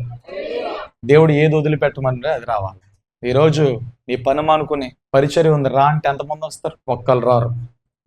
ఈరోజు నీ పనికి ఆగి వచ్చి దేవుని పని చేయండి, ఒక్కరు రారు. నువ్వు ఎప్పుడు వస్తావు తెలుసా? పని పాట లేకుండా నువ్వు ఖాళీగా ఉంటే అప్పుడు వస్తావు. ఎవరికి కావాలి నీ పరిచర్య, నీ టైము? పని పాట లేకుంటే వస్తావా? పని ఉంటే రావా? దేవుని పరిచర్య అంత విలువలేందనుకున్నావా? ఐఏఎస్ ఐపీఎస్ ఆఫీసర్లు పెద్ద పెద్ద మందిరాల్లో చెప్పులు స్టాండ్లు కూడా పరిచయం చేసే వాళ్ళే. వాళ్ళు సైన్ లేకపోతే రాష్ట్రంలో పెద్ద పెద్ద పనులు ఆగిపోతాయి. వాళ్ళు సైన్ లేకపోతే ఫండింగ్ పెద్ద పెద్ద అమౌంట్లు ఆగిపోతాయి. వాళ్ళు సైన్ లేకపోతే ఇంత ఇటుకరాయి కూడా కదలదు. అటువంటి ఐఏఎస్ ఐపీఎస్ ఆఫీసర్లు దేవుని మందిరాల్లో ఎంగిలి ఇస్తరాగలు ఏరుతున్నారు, చెప్పులు లైన్లో పెడతారు, చెప్పులు స్టాండ్లు కూడా వాళ్ళు పనిచేస్తారు. గజిటెడ్ ఆఫీసర్స్ తెలుసా? మనకున్న గర్వం, మనకున్న అహంకారం, మనకున్న పొగరు ఎలా ఉంటుందో తెలుసా? కొన్ని సందర్భాల్లో నేనెందుకు చేయాలి, నా ఇస్త్రీ బట్ట నలిగిపోద్ది, నా చీర నలిగిపోద్ది, బాత్రూమ్ నేనెందుకు క్లీన్ చేయాలి, అది నేనెందుకు చేయాలి, ఇది నేనెందుకు చేయాలి, అది నాది కాదు, ఇది నీది కాదు. నీ జీవితం ఎప్పుడు అలాగే ఉంటుంది. ఎందుకు నీకు రోగానికి స్వస్థత రాదు? ఎందుకు నెమ్మది సమాధానం కలగదు? ఎన్ని టెస్టులు చేయించుకుని, ఎన్ని మందులు చేయించుకున్నా ఎందుకు ఇబ్బంది పడతామంటే ఇవే మార్చుకోవాలి మనం. హల్లెలూయా. చరిత్రలే చెప్పండి. స్వస్థత శీఘ్రంగా రావాలంటే హల్లెలూయా దేవునికి మనం అనుసంధానంగా మారాలి. సమాధానం రావాలి అంటే దేవునితో మనం మాట్లాడాలి. ఒక రాష్ట్రాన్ని పరిపాలించే పాలకులు, ఒక నియోజకవర్గాన్ని పరిపాలించే గొప్ప గొప్ప పాలకులు మందిరాల్లో చెప్పులు కాడి పరిచర్య చేస్తారు, ఎంగిలి ఇస్త్రాకులు తెస్తారు. హల్లెలూయా. నువ్వెంత నేనంత, ఏ విషయంలో గొప్పలు వాళ్ళకంటే చెప్పండి. మనం ఏమైనా ఐఏఎస్ ర్యాంకులో ఉన్నావా, ఐపీఎస్ ర్యాంకులో ఉన్నావా, ఏ పార్టీ వారు మనం? అటువంటి వారే అయ్యో ఇది మహోన్నతుడైన దేవుని మందిరము, దేవుని సన్నిధి, ఇది పరిశుద్ధులు వేసుకొచ్చిన పాద రక్షకులని వాళ్ళు ఎంత ప్రేమతో పరిచయం చేస్తారో తెలుసా? వాళ్ళు వడ్డించే విషయంలో, తిన్న ఎంగిలి విస్తరలు తీసే విషయంలో, అయ్యో ఇది మహోన్నతుడిని దేవుని పని. ఎక్కడుంటది మనకు ఆ చురుకు కరుకు? ఇంకా ఎంతకాలం వింటాం, ఎంతకాలం నేర్చుకుంటాం? నేను ముందే చెప్పా, ఈ వాక్యం విని కూడా నువ్వు రియలైజ్ అవ్వకుండా, మారు మనసు పొందకుండా, నిన్ను నువ్వు సరి చేసుకుని దేవుని యొద్దకు రాలేదు అంటే నువ్వు చాలా కష్టంలో ఉన్నావు. ముందే చెప్పాను బ్రదర్, ముందే చెప్పే నేను వాక్యం ప్రారంభించాను. ఈ వాక్యం విని కూడా నువ్వు మారు మనసు పొంది దేవుని యొద్దకు రాకపోతే నువ్వు ఎంత కష్టంలో ఉన్నావు తెలుసా? ఎంత గుడ్డితనంలో ఉన్నావు తెలుసా? ఈ లోక యుగ సంబంధమైన దేవత దేవుని మహిమను చూడకుండా నీ మనోన్నత గుడ్డితనం కలుగజేస్తుంది. ఈరోజు ఆ బంధకాల నుంచి దేవుడిని నేను విడిపించబోతున్నాడు. హల్లెలూయా. సుఖాన్ని విడిచిపెట్టాలి. దేవుడు ఏది వదిలిపెట్టమంటే అది వదిలిపెట్టి రావాలి. దేవుడు ఏది చేయమంటే అది చేయాలి. ఈ ఆవులు అదే చేసాయి. హల్లెలూయా. 5వ పాఠం చూడండి. వాటి బిడ్డల కోసం బ్రతకలేదండి అవి. 5వ పాఠం. అప్పుడు దాకా వాటి కోసం బ్రతికాయి, వాటి బిడ్డల కోసం బ్రతికాయి. 5వ పాఠం మీరు రాసుకుని చేస్తే ఇక్కడ నుండి అవి దేవుని కోసం బ్రతికాయి. 4వది 5వది కంటిన్యూగా రాసుకోండి. హల్లెలూయా. ఎక్కడి నుంచి అవి దేని కోసం బ్రతుకుతుంది? దేవుని కోసం బ్రతుకుతున్నాయి. ఎందుకు ఈ మాట చెప్పాను తెలుసా? అవి చూడండి ఒకసారి ఒక మాట. 6వ అధ్యాయంలో 12వ వచనం. ఆవులు రాజమార్గమున బడి చక్కగా పోవచ్చు అరుచుచు హల్లెలూయా చెప్తున్నాయి తమ బిడ్డలకు, ఇక మేము రాము. హల్లెలూయా. ఇక మేము రాము, మీరు జాగ్రత్త, మేము దేవుని పనిలో ఉన్నాం. మనం చెప్పాలి, ఎవరైనా రమ్మంటే అయ్యా నేను దేవుణ్ణి కలిగి ఉన్నాను, కొద్దిగా ఏమనుకోవద్దు, వాళ్ళు బాధపడకుండా చెప్పాలి. ఫంక్షన్లకు పిలిచినప్పుడు తినకూడని పదార్థాలు మన జీవితంలోకి వచ్చినప్పుడు, వెళ్ళకూడని వాటికి మనకు పిలుపులు వచ్చినప్పుడు వాళ్ళకి చెప్పాలి, అయ్యా మేము దేవుణ్ణి కలుగాం, దేవుని కోసం బ్రతకాలి. దేవుని కోసం బ్రతకడం అంటే కూర్చొని గోర్లు కొరుక్కోవడం, బైబిల్ చదువుకోవడం, ఏది వెళ్ళిపోవడం అనుకున్నావా? హల్లెలూయా. ఆచారమైనది ఏదైనా వస్తే దాన్ని అవాయిడ్ చేయి. హల్లెలూయా. చెప్పండి, ఒకరైనా పాస్టర్ గారు మా బిడ్డల వివాహంలో కానీ లేదా నా ఫంక్షన్లో కానీ మా ఇంటి పర్సనల్ ఎన్నర్ పరిస్థితుల్లో పలానా ఆచారం చేయాల్సిన పరిస్థితి వస్తే నేను దాన్ని ఖండించాను. నేను ఆచారపరమైనది ఏది చేయలే. నా బిడ్డ ఒంటి మీదకి మా ఇంటిలోనికి, నా ఇంటి నెట్టింటిలోనికి రాకుండా ఆచారాన్ని అడ్డుకున్నా. నేను దేవుని వాక్యం కోసం నిలబడ్డానని అని చెప్పేవాళ్ళు ఇక్కడ ఒక్కరు లేరు. ఎందుకంటే తెలుసా, వాక్యము వింటారు కానీ దాని ప్రకారం జీవించలేరు చాలా మంది. హల్లెలూయా. ఎందుకంటే ఎంతమంది ఉన్నారని చెప్పి నేను టైం వేస్ట్ చేయదలుచుకోలే. ఎత్తమంటే ఎవరు ఎత్తరని విషయం నాకు తెలుసు, ఎందుకంటే ప్రతి జీవితాన్ని నేను చూస్తూ ఉన్నాను. హల్లెలూయా. చేదెత్తలు చెప్పండి. ఆచారాలు, ఆభరణాలను ప్రేమించేవాళ్ళు, ఆచారాలు ప్రేమించేవాళ్ళు, వస్త్రాలను ప్రేమించేవాళ్ళు ఎంతోమంది ఉన్నారు. అందుకే పేతురు యేసుప్రభు దగ్గరకు వచ్చి చెప్తాడు, ప్రభువా ఇరుకు మార్గంలో ఎవరు అందరూ ప్రవేశిస్తారు, అందరూ వెళ్ళిపోతారు, అందరూ ప్రయత్నం చేస్తారు పేతురు, కొందరే దాన్ని కనుగొంటారు, కొందరే దాంట్లో నడవగలుగుతారు, అందరూ కాదు. హల్లెలూయా. చెప్తాడు, సూది బెజ్జం ఏం దొరుకుతుంది అది. హల్లెలూయా. ఒక ధనవంతుడే కాదు, శరీర కార్యాలు నెరవేర్చేవాడు, సొంత జ్ఞానంతో వెళ్ళేవాడు, తన బలం మీద ఆధారపడిన వాడు ఎవ్వడు కూడా పరలోకానికి వెళ్ళలేదు. ఆమేన్. హల్లెలూయా. ఇక నుంచి అవి దేనికోసం బ్రతుకుతున్నాయి? దేవుని కోసం బ్రతుకుతున్నాయి. తన బిడ్డల కోసం బ్రతుకుతున్నా, దేవుని కోసం బ్రతుకుతాను. నువ్వు నేను కూడా దేవుని కోసం బ్రతకాలి. ఎవరి కోసం బ్రతకాలి చెప్పండి? ఎందుకు దేవుని కోసం బ్రతకాలి? ఎందుకు దేవుని కోసం బ్రతకాలి? ఆయన ఎవరి కోసం వచ్చాడు? ఆయన ఎవరి కోసం సిలువకి ఎక్కాడు? ఆయన ఎవరి కోసం రక్తం చిందించాడు? ఆయన ఎవరి కోసం కురూపుగా మారాడు? ఆయన ఎవరి కోసం పునరుత్థాన శక్తితో లేచాడు? ఆయన ఎవరి కోసం పరలోకానికి ఆరోహణమయ్యాడు? ఆయన ఎవరి కోసం రాబోతున్నాడు అంటే ప్రతి ప్రశ్నకు సమాధానం నువ్వు నేనే. ఆయన నీ కోసం నా కోసమే వచ్చాడు. ఆయన నీ కోసం నా కోసమే సిలువకి ఎక్కాడు. ఆయన నీ కోసం నా కోసమే సిలువలో మరణించాడు. ఆయన నీ కోసం నా కోసమే తిరిగి లేచాడు. ఆయన నీ కోసం నా కోసమే పరలోకానికి వెళ్ళాడు. ఎందుకో తెలుసా? అక్కడ స్థలాలు నీకు నాకు సిద్ధపరచడానికి. హల్లెలూయా. యోహాను సువార్త 14 మీ హృదయములు కలవరపడనియొద్దు, నా తండ్రి ఇంటి వద్ద అనేక నివాసములు కలవు, నేను మీకంటే ముందుగా వెళ్ళి నేను స్థలాన్ని సిద్ధపరుస్తున్నాను. ఆయన మన స్థలాలను రిజిస్ట్రేషన్ చేస్తున్నాడు. ఒక రోజు రాబోతుంది, లోకయాత్ర ముగించబడిన తర్వాత నువ్వు నేను ఉండాల్సింది మనకు నియమించిన స్థలాల్లోనే, మనకు కేటాయించిన స్థలాల్లోనే పరలోకంలో మనం ఉంటాం. ఇది క్రైస్తవులుగా మనకున్న నిరీక్షణ, విశ్వాసం. హల్లెలూయా. ఆయన వెళ్ళింది మన కోసమే, మన కోసం స్థలాలను నియమించడానికి వెళ్ళాడు. మన పక్షముగా ప్రధాన యాజకుడిగా తండ్రి కుడిపార్శ్వం నాశనుడే అని విజ్ఞాపన చేస్తున్నాడు. ఒక దినము రాబోతుంది, ఆయన రాబోతున్నాడు. ఆయన వచ్చేది కూడా ఎందుకో తెలుసా? నీ కోసం, నా కోసం, మనల్ని ఆయనతో పాటు ఉంచడానికి రాబోతున్నాడు. హల్లెలూయా. ఎవరి కోసం బ్రతకలు ఇప్పుడు చెప్పండి? దేవుని కోసం. ఈ ఆవులు దేనికోసం వెళ్తాను ఇప్పుడు? ఫస్ట్ ఏం చేసింది? ఫస్ట్ పాయింట్ ఏం చెప్పా చెప్పండి? అనిల్ బ్రదర్ ఏం రాశారు చెప్పండి? సింప్లిఫై చేసి రాసుకోండి. ఏం చెప్పారు? కాడిని మోసిన ఆవు. రైట్. రెండోది, లోబడిన కాడికి, ఆ బరువుకి లోబడినావు, గొనగల శనగల దీనత్వం కలిగినావు, తగ్గించుకున్నావు. నెక్స్ట్ మూడోది, సుఖాన్ని విడిచిపెట్టి, దేవుడు ఏది విడిచిపెట్టినాడు, ఏ ఇచ్చలు, ఏ భోగాలు విడిచిపెట్టనన్నాడు, వాటిని విడిచిపెట్టి వచ్చిన ఆవది. నాలుగోది, దేవుని కోసమే, ఇక దేవుని కోసమే, ఇక తనకంటే ఏమీ లేదంట. దేవుని కోసం ఈ డెడికేషన్ రావాలి మనలో. హల్లెలూయా. దేవుడు మన కోసం అన్ని ఇచ్చాడండి. నేను మరలా చెప్పిన, దేవుడు మనకేమి తక్కువ చేయడు. దేవుడు అన్నీ మనకి ఇస్తాడు. హల్లెలూయా. దేవుని కోసం బ్రతకాలి. మనం ఎవరి కోసం బ్రతకాలి? దేవుని కోసం బ్రతకాలి. అపోస్తులు దేవుని కోసం బ్రతికారు. అలాన్ని బాధ్యత నువ్వు నెరవేరుస్తూనే నువ్వు దేవుని కోసం బ్రతకాలి. ఆచారము, పాపము, లోకము ఏది నీ జీవితంలో రాకుండా ప్రత్యేకమైన జీవితాన్ని నువ్వు సాగించాలి. దేవుని కోసం బ్రతకాలి. పౌలు ఏమన్నాడు తెలుసా? నేను హింసకుడుని, దూషకుడును, హానికరును, పాపులలో నేను ప్రధాడును, నా యంట పాపి ఎవడో లేడు అన్నాడు. ఇప్పుడు అంత పెద్ద వ్యక్తి అలా అన్నాడు. పౌలు గారి కంటే భయంకరమైన పాపులు ఎవరంటే మనమే. హల్లెలూయా. పౌలు గారి కంటే భయంకరమైన పాపులు ఎవరంటే మనమే. ఒప్పుకోరా? హల్లెలూయా. అటువంటి పౌలు మారు మనసు పొంది యేసయ్యను రుచి చూచి ఆత్మచేత నింపబడిన తర్వాత ఇక జీవించేది నేను కాదు, క్రీస్తు యేసు నాలో జీవిస్తున్నాడు. చెప్తాడు కదా, ఈ లోకంలో లాభదాయకరమైన వాటన్నిటి నేను పెంటగా ఎంచుకున్నాను, నా మట్టుకైతే బ్రతుకుంటే క్రీస్తే, చావైతే లాభం అన్నాడు. ఎవరి కోసం బ్రతుకుతున్నావు? చాలా మంది చెప్తున్నా, బిడ్డల కోసం బ్రతుకుతున్నా, 4 రాళ్ళు వెనక్కేయడానికి బ్రతుకుతున్నా, నాకు ఆడపిల్లలు ఉన్నారండి, వాళ్ళకి పెళ్లిళ్ళు చేయాలి, అవి చేయాలి, ఇవి చేయాలని, అందుకే వాళ్ళ కోసం నేను కూడబెడుతున్నాను. రైట్, మంచిదే. నీ బిడ్డలకు భవిష్యత్తుకి నువ్వు పునాది వేయాలి, 4 రాళ్ళు సంపాదించాలి. అలా అని దేవుని సమయాన్ని దొంగిలిస్తావా? దేవుని దశం భాగాన్ని కూడా ఆదా చేసేస్తావా? దేవుని దశం భాగాన్ని కూడా నీ పిల్లలకి ఆదా చేసేస్తావా? ఉంటారు కొంతమంది, అందుకే చెప్తున్నా. హల్లెలూయా.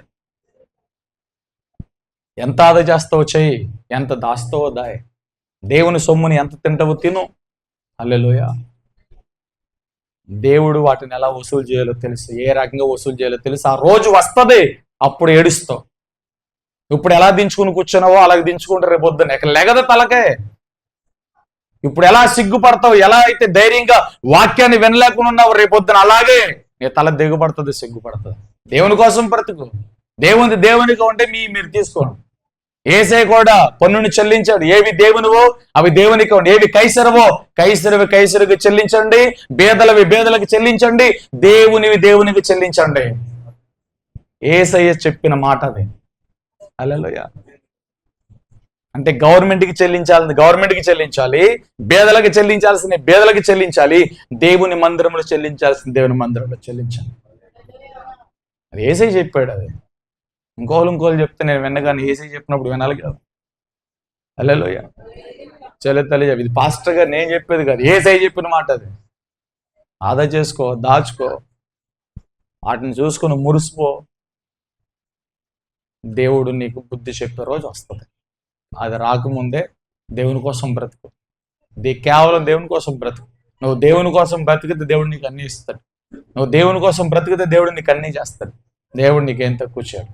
ఈ ఆవు దేవుని కోసం బ్రతుకుతుంది, మర్చిపోయిందాక, ఇంటికి వెళ్ళలేదు లేదాక, వెళ్తుందాక, తన జీవితం దేవునిలో ముగించబడుతుంది. మరల ఇంటికి రావడానికి, పిల్లలతో ఉండడానికి లేదాక, కాడి ఎత్తుకుంది, వెనక చూడట్లా, కాడెత్తుకుంది, పిల్లలు అల్లుతున్నాయి, చూడట్లేదు, కాడి ఎత్తుకుంది, పక్కకు చూడట్లేదు, కాడి ఎత్తుకుని రాజ్య మార్గంలో అరుచుచూ వెలుచున్నాయి. హల్లెలూయా. త్వరగా లాస్ట్ మాట నేను ఒకటి చెప్పి ముగించేస్తాను. అవి దేవుని కోసం బతికినాయి. లాస్ట్ పాయింట్, ఎన్నో పాయింట్ వచ్చింది మీకు? అది 4 కంప్లీట్ అయినాయా? ఇప్పుడు 5 అవుతాయి. లాస్ట్ మాట రాసుకోండి, ఇది చెప్పి నేను ముగించేస్తాను. దేవుని కోసం హతసాక్షి అయినావులు. దేవుని కోసం హతసాక్షి అయిన ఆవులు, దేవుని కోసం బలి యాగంగా మార్చబడిన ఆవులు, సంపూర్ణమైన సమర్పణ కలిగిన ఆవులు. ఏది రాసుకున్నా ఓకే. రోమపత్రిక 12:1 సజీవ యాగముగా మీ అవయవాలు, మీ శరీరమును దేవునికి అప్పగించండి. హల్లెలూయా. సజీవ యాగముగా మీరు దేవునికి అప్పగించుకోండి. గురి ఎద్దుగా పరిగెత్తే ఈ ఆవులు. హల్లెలూయా. ఏం చెప్పండి తెలుసా అండి? మందసాన్ని మోసుకున్నాయి. మందసాన్ని మోసుకుని ఎక్కడికి వెళ్ళి తెలుసా? యెరూషలేము వెళ్ళి యెహోషువ పొలములో ఆగి ఒక బండ ఎదుట నిలబడ్డాయి. దేవుడు ఆ మందసములో ఉన్నాడు. ఆ ఆవులని దేవుడే నడిపించాడు. లేకపోతే ఆవులకి ఎలా తెలుస్తుంది నడక? ఎలా నడుస్తాయి అవి? ఆ మందసముని ఎత్తుకుని దేవుని ఆత్మ ప్రత్యక్షతలు ఆవులు నడిచాయి. దేవుడు ఏ స్థలంలో ఆగమన్నాడు అక్కడ ఆగాయి. దేవుడు ఆగమన్న స్థలం కూడా ఒక బండి ఉంది. అది యెహోషువ పొలం అని రాయబడింది. యెహోషువ పొలం ఎదుట మందసం దిగబడింది. ఆ మందసాన్ని చూసిన ఇశ్రాయేలులు ఆనందించారు. ఎందుకో తెలుసా? అప్పటికి ఇంచుమించు 7-8 నెలలైపోయింది మందసం పట్టుబడి. అదేనా? అప్పుడు ఫిలిస్తీన్లకి ఇశ్రాయేలు ప్రజలకు యుద్ధము జరిగి మందసము పట్టబడి 8 నెలలైపోయింది. 7-8 నెలల నుండి ఇశ్రాయేలులు మందసాన్ని కోల్పోయారు. ఆ మందసము దానంతటా అదే మరలా తిరిగి యెరూషలేములోకి వచ్చేసరికి వీళ్ళందరికీ చాలా సంతోషమైంది. హల్లెలూయా. వాళ్ళు ఏం చేశారు తెలుసా? ఆ మందసమును ఇశ్రాయేలు స్వాధీనపరుచుకొని ఏ ఆవులైతే మందసాన్ని మోసుకొచ్చాయో ఆ ఆవులను దేవునికి బలిపీఠం కట్టి దహన బలిగా అప్పగించారు. అవి దేవుని కోసం దహన బలిగా వధించబడ్డాయి, చంపబడ్డాయి, రక్తము కార్చబడ్డాయి. అవి దేవుని కోసం హతసాక్షిగా మారిపోయాయి. అందుకే రోమపత్రిక 12:1 చదవండి. రోమ 12:1. కాబట్టి సహోదరులారా, పరిశుద్ధమును దేవునికి అనుకూలమైన సజీవ యాగముగా మీ శరీరములను ఆయనకు సమర్పించుకొనుడి. హల్లెలూయా. ఎవరికి సమర్పించాలి? మీ శరీరాన్ని ఎవరికి సమర్పించాలి? ఈ ఆవులు ఎవరికి సమర్పించుకున్నాయి? దేవుని సేవకు సమర్పించుకున్నాయి. గమ్యానికి చేరాయి, గురు యొద్దకి చేరాయి, చేర్చబడాల్సిన స్థలానికి చేరాయి. దేవుడు ఎంతవరకు నడిపించాలి అంతవరకు నడిపించాడు. తన పని ముగించింది. తన పని ముగించాయి. గురు యొద్దకు చేరాయి, తన పని ముగించాయి. దేవుని మందసాన్ని, దేవుని పరిచర్యను, దేవుని సేవను, దేవుని కాడిని ఎత్తుకొని వచ్చాయి. సజీవ యాగంగా హతసాక్షులైపోయాయి. తక్కువ సమయంలోనే ఎక్కువ పరిచర్య చేసి ముగించబడ్డాయి. హల్లెలూయా. దేవుడు నిన్ను పిలిచాడు. నీ పిలుపును మరువద్దు. దేవుడు నీకు ఏది చెప్పాడు అది చేయి. దేవుని కోసం బ్రతుకు. దీవెనలు వస్తాయి, డబ్బులు వస్తాయి, అకౌంట్లు అవి వస్తాయి, నల్ల జుట్టు తెల్లగా మారుతుంది, హైట్ అవుతావు, పొట్టు అవుతావు. పిచ్చి పిచ్చి వాక్యాలు చూడటం మానండి. అబద్ధ బోధకులు చేసే ప్రచారాలు ఆపండి.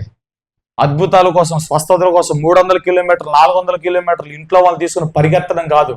బుద్ధి తెచ్చుకుని నీ ఇంటిలో ఉన్న మహిమైశ్వర్యం కలిగిన గ్రంథాన్ని చదవటం నేర్చుకో. ఇంటిలో ఉన్న బైబిల్ని చదవు. 400 కిలోమీటర్లు వెళ్తే అద్భుతం జరుగుద్ది, 500 కిలోమీటర్లు వెళ్తే అద్భుతం జరుగుద్ది, వాళ్ళు వచ్చి నెత్తి మీద వీళ్ళు వచ్చి నెత్తి మీద చేపడితే అద్భుతం జరుగుద్ది. పిచ్చవన్నీ ఆపండి. దేవుణ్ణి పిలిస్తే నువ్వు ఉన్న స్థలానికి వస్తాడు. నేను ఆదరించగలిగిన దేవుడు. ధైర్యం చెడునప్పుడు నీకు ఇవ్వబడి నీ మహిమైశ్వర్యాన్ని ఓపించే. హల్లెలూయా. బ్రతుకులు మారో. ఒకసారిగా నేను చెప్తున్నా, 400 కిలోమీటర్లు 300 కిలోమీటర్లు నీ ఓపిక, నీ డబ్బులు, నీ ఖర్చు, నీ టైం వేస్ట్. ఎన్నిసార్లు వెళ్తే అన్నిసార్లు వెళ్ళు. ఇక్కడ మానేసి కూడా వెళ్ళిపో. చెప్పకుండా వెళ్ళు, చెప్పెళ్ళు. No use. మారాల్సింది ప్లేసులు కాదు, మారాల్సింది మందిరాలు కాదు, మారాల్సింది సేవకులు కాదు, మారాల్సింది స్థలాలు కాదు, మారాల్సింది నీ హృదయం, నీ తీరు మారాలి, నీ భక్తి మారాలి. బైబిల్ చదవకుండా పరిగెడితే ఏమవుతుంది? ప్రార్థన చేయకుండా పరిగెడితే ఏమవుతుంది? నువ్వు ప్రార్థన చేయకుండా ఎవరో వచ్చేదో చేస్తారా? నువ్వు బైబిల్ చదవకుండా ఏదో వచ్చేది జరిగిపోతుందా? ముందు మారాల్సింది నువ్వు కదా. మారుకోవాల్సింది నీ విశ్వాసం కదా. మార్చుకోవాల్సింది నీ హృదయాన్ని కదా. హల్లెలూయా. చెప్పండి. హల్లెలూయా. చెప్పరు. అయిపోయింది చెప్పరాక. దేవుని వాక్యం నాట్లుగా దిగిపోద్ది. ఇంకేం చెప్తారు చెప్పండి? సత్యము చెంప పగల కొడుతుంది, అసత్యం సిగ్గుపడేటట్లుగా చేస్తుంది. నేను నల్లగా ఉన్న తెల్లగా మారిపోవాలని బోధలు, నల్ల ఇంటుకలు తెల్లగా మారిపోవాలని స్వస్థత ప్రార్థనలు, ఇంట్లో ఎలుకలు పిల్లులు ఆగిపోవాలని స్వస్థత ప్రార్థనలు. ఏమండి? హల్లెలూయా. ఫన్నీ సాక్ష్యాలు సోషల్ మీడియాలో పెట్టి దేవుడి నామాన్ని అలరపాలు చేస్తున్నారు. నువ్వు పొట్టుగా ఉన్నావు, బోరావో, దేవుడు నిన్ను ఎలా నియమించాడు అలాగే ఉన్నావు. దేవుడు నియమించిన కొలతలో, దేవుడు నియమించిన సరిహద్దులో దేవుడు నిన్ను సృష్టించాడు. నువ్వు నల్లగా ఉన్నావు, నల్లగానే ఉండాలి, అది దేవుని చిత్తం. నువ్వు మేకప్ వేసుకున్నంత మాత్రం రంగు మారిపోదు. ఎవరో ఏదో పాస్టర్ గారు నల్లోల్ని తెల్లగా మార్చేస్తున్నాడు, తెల్లోళ్ళని నల్లగా మార్చేస్తున్నాడు అని వీళ్ళ దగ్గరికి వెళ్తే నీ డబ్బులు వేస్ట్, నీ టైం వేస్ట్. దేవుడు నువ్వు ఎలా ఉండాలో అలాగే సృష్టించాడు. కొద్దిగా బతికుండాలి చెప్పు. నువ్వు ఎలా ఉండాలో దేవుడు అలాగే సృష్టించాడు. జాషువాని ఎలా ఉన్నాడు? నేను ఎలా ఉన్నా? నేను జాషువాని లాగా అవుతానా? జాషువా నాలాగా అవుతాడా? అవో హల్లెలూయా. ఆయన శైలి ఆయనది, నా శైలి నాది. నన్ను దేవుడు ఎలా ఉంచాలనుకున్నాడు, ఆయన దేవుడు అలా ఉంచాలనుకున్నాడు. ఆయన నడక నాకు రాదు, నా నడక ఆయనకు రాదు. ఆయన పద్ధతి వేరు, నా పద్ధతి వేరు. దేవుడు ఆయన ఎలా డిజైన్ చేసుకున్నాడో, ఆయన ఎలా వాడుకోవాలో అలా దేవుని చిత్తం. నన్ను ఎలా వాడుకోవాలో దేవుని చిత్తం. హల్లెలూయా. అర్థమవుతుందా? మారు మనసు పొందుతావా, బుద్ధి తెచ్చుకుంటావా? నీ ఇంట్లో ఉన్న మహిమేశ్వరు ఏది చెప్పండి. ఇప్పుడు నీ ఇంట్లో ఉన్న మహిమేశ్వరు ఏది చెప్పండి. దీన్ని చదువు. దీన్ని చదవకుండా అక్కడికి వెళ్తా, ఎక్కడికి వెళ్తా, అటు వెళ్తా, ఇటు వెళ్తా, రోజు వెళ్ళు. నేను నాపాడా? నువ్వు బైబిల్ చదవకుండా, మారు మనసు పొందకుండా ఆ పల్లె వెళ్తా, ఈ పల్లె వెళ్తా, అమెరికా వెళ్తా, ఇంగ్లాండ్ వెళ్తానంటే ఎవరికి నష్టం? ఇంట్లో ఉన్న భర్తతో నువ్వు ప్రేమగా మాట్లాడాలి, వాక్యం చదివించాలి, దేవుని మందిరం నడిపించాలి, ప్రతిరోజు నువ్వు అడగాలి.